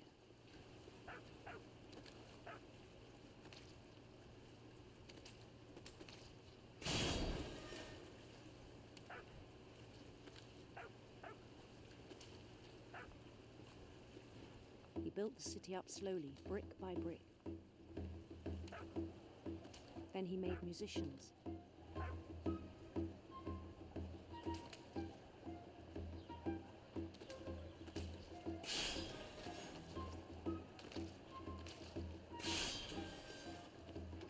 Songs for them to play.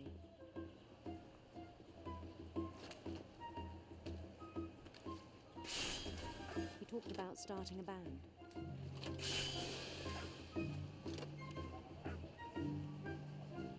And he was always humming something. Every day his imagination grew stronger.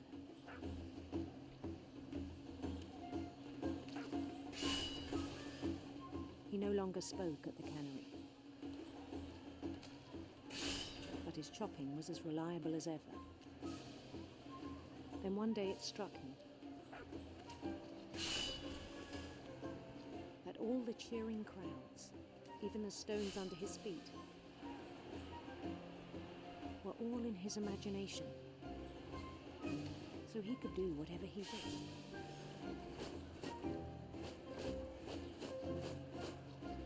He held an election for mayor,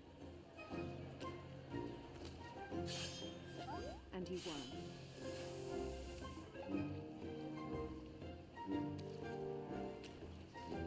They begged him to stay, but his mind was already wandering. It became a game for him.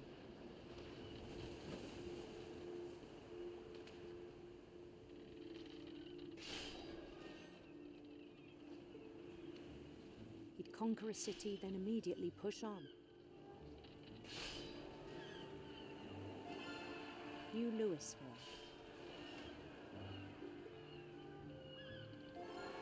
St. Louis.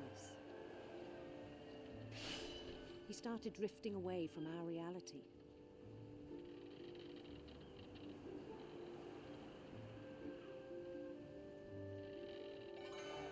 Minneapolis. Until one day he forgot to go home from the cannery. Even as his mother pleaded with him, part of Louis kept sailing on.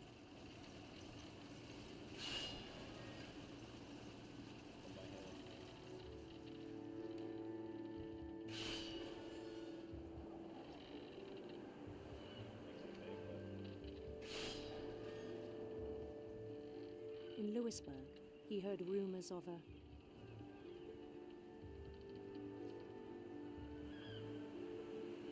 handsome queen.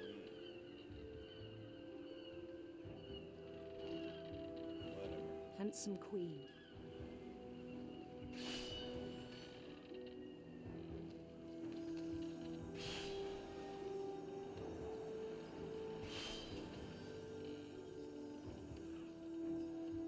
The queen was on her own quest for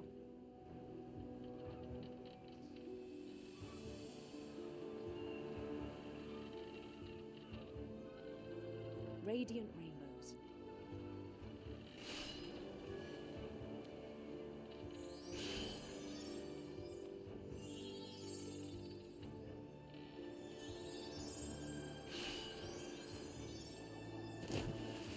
He followed the sound of her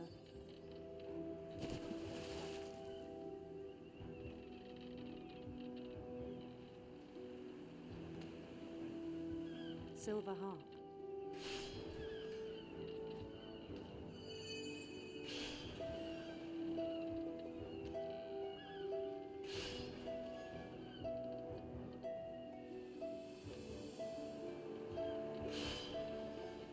His chase led him to a golden palace east of the sun and west of the moon. Even then, his logic remained sound. He knew the world was all in his imagination.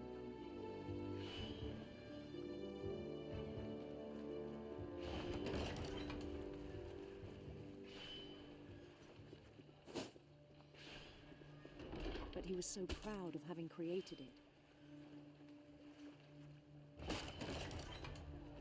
In his own eyes, he'd become something greater than a king.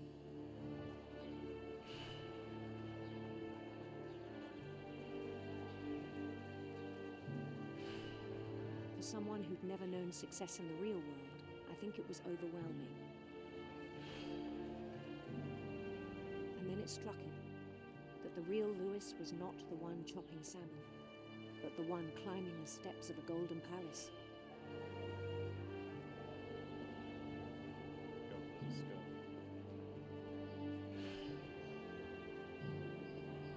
imagination is as real as my body, he told me.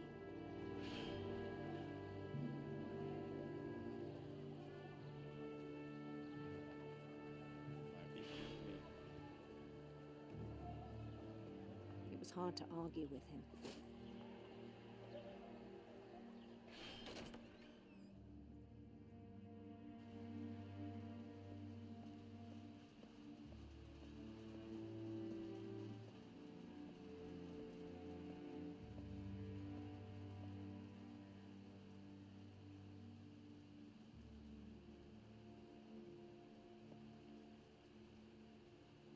He began to forget the world we know.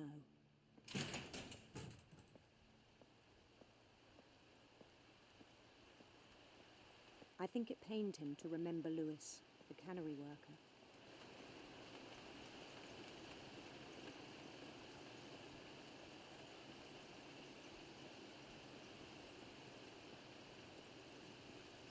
He began to despise the man with a royal contempt.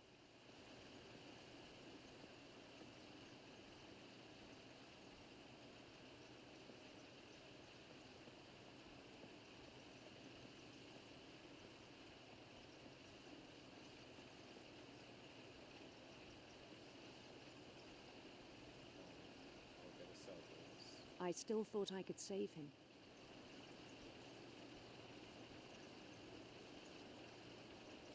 Even after he said he was being crowned king over all the lands of wonder.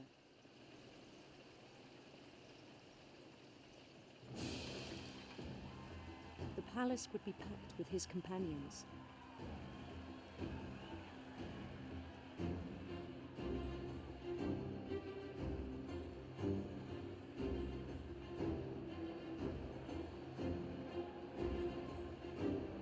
Including the wise Calico who'd insisted on advising him.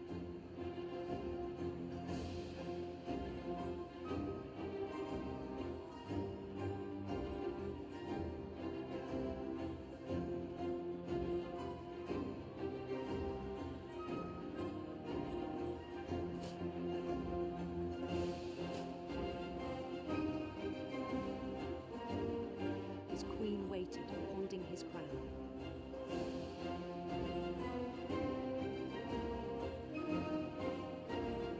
There was only one thing left to do.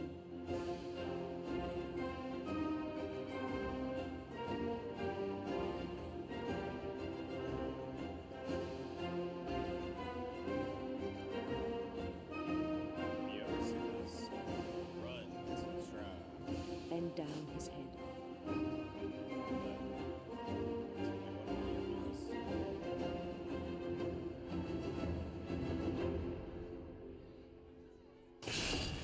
And the rest I think you know. Mrs. Finch, your son was a kind man who will be missed by all of us who knew him.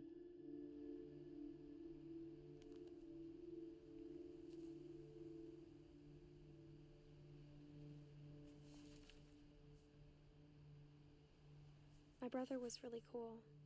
I wish you could have met him.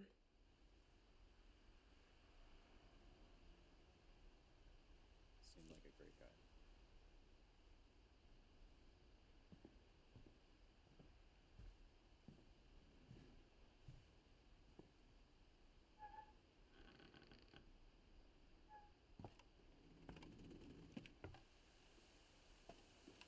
On the way back from Lewis's funeral, my mom told me to start packing. She waited until the day before we left to tell Edie. I'm not sure if she wanted to make it easier or harder.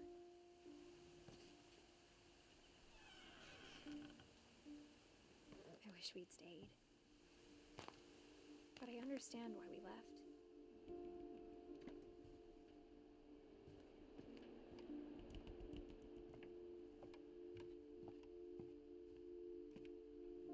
My mom ended up leaving everything behind. Memories, photos.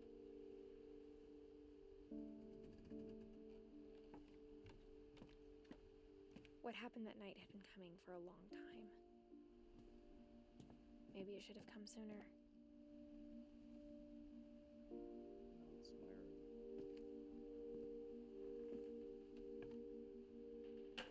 But it had to end one way or another. All that's that's left now was to tell you about that last night.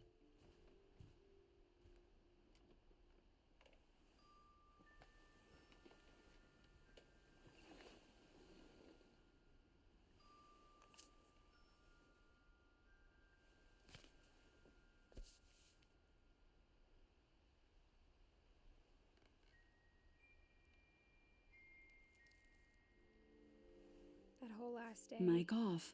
Edie just watched us pack and didn't say a word.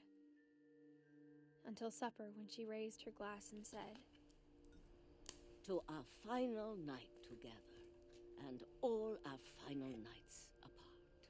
Grandma, you know what I said about alcohol. Some of your medications are very Edith, specific. I left a present for you in the hallway. Why don't you go open it?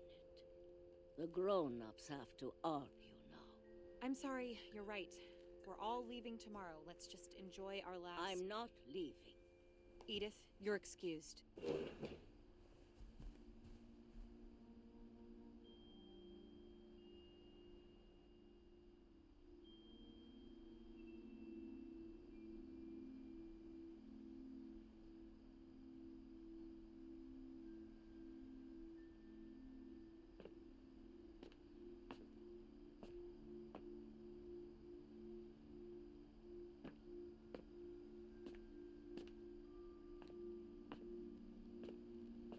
the power had been shut off that morning, but Edie always had plenty of candles. When my mom sealed the library, I don't think she knew about the other entrance, or that Edie had a key to it.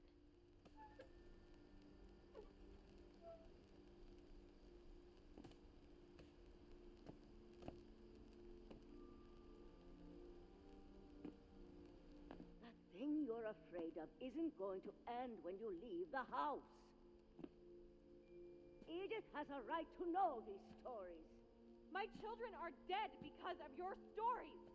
I think it's best if Edith and I leave tonight. We'll have the nursing home send a van for you in the morning, okay? Mic on.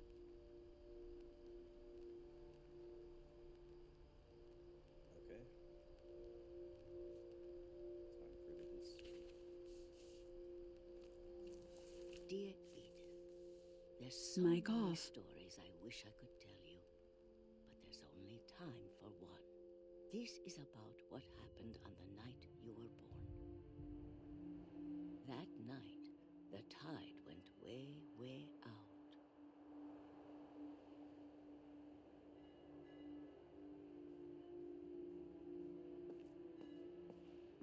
It was the first and last time I ever saw the old house aground. There'd been an earthquake out in the middle of the ocean. Mic on. If you ever see this, do not walk out into the ocean. Especially if there was an earthquake. Because a tsunami is coming.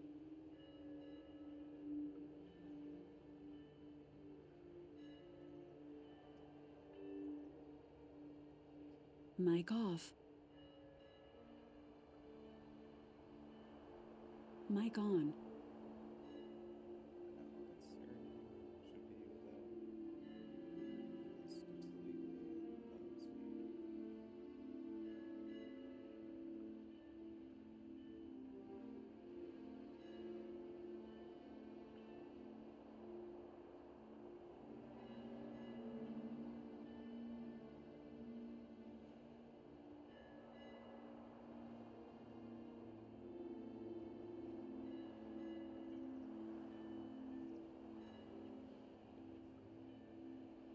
They called it the lowest tide in 1,000 years.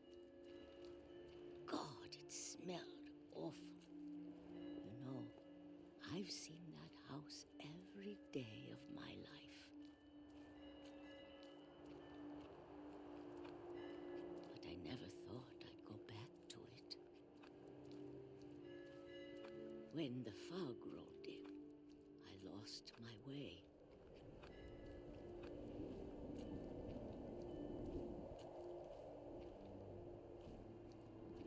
I got turned around.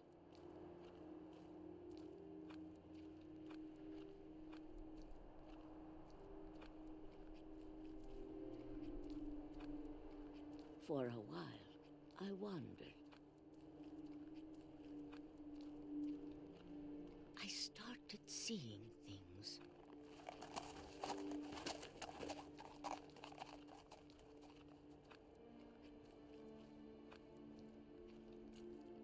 Things I'd forgotten had ever existed.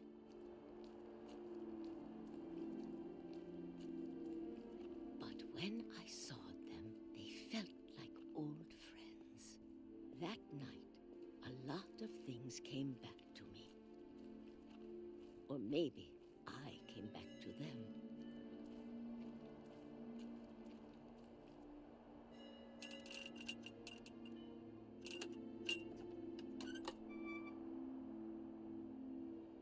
Things I can't explain, but that I need you to try and... Edith, what are you doing in here? It's mine. Edith! Mom, you're gonna rip it! Let go! I kicked and screamed, but Mom dragged me to the car.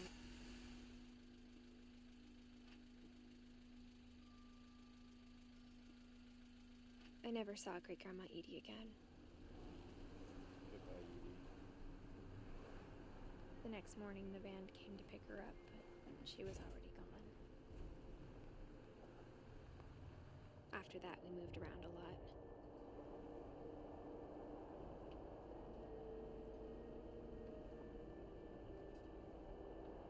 We both tried to make the best of it.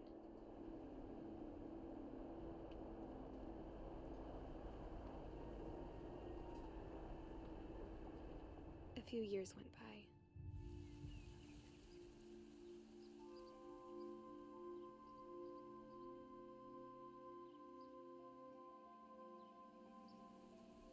My mom didn't like to talk about it, but she started getting sick a lot. The rest happened pretty quickly.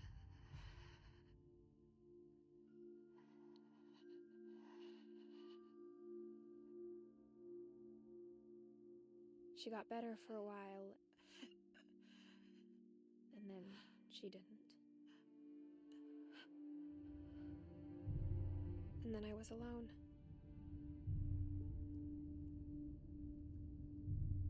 The last finch left alive.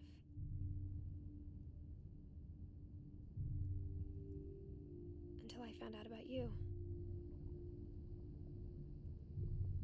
I'm still not sure what to tell you about all this. If we lived forever, maybe we'd have time to understand things. But as it is, I think the best we can do is try to open our eyes. And appreciate how strange and brief all of this is.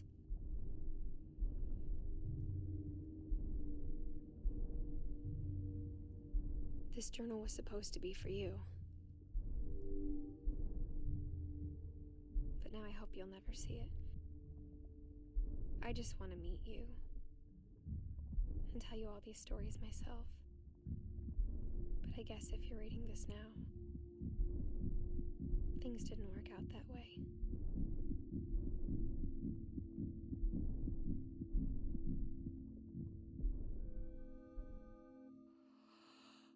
This is where your story begins. I'm sorry I won't be there to see it. It's a lot to ask, but I don't want you to be sad that I'm gone. I want you to be amazed that any of us ever had a chance to be here at all. Good luck.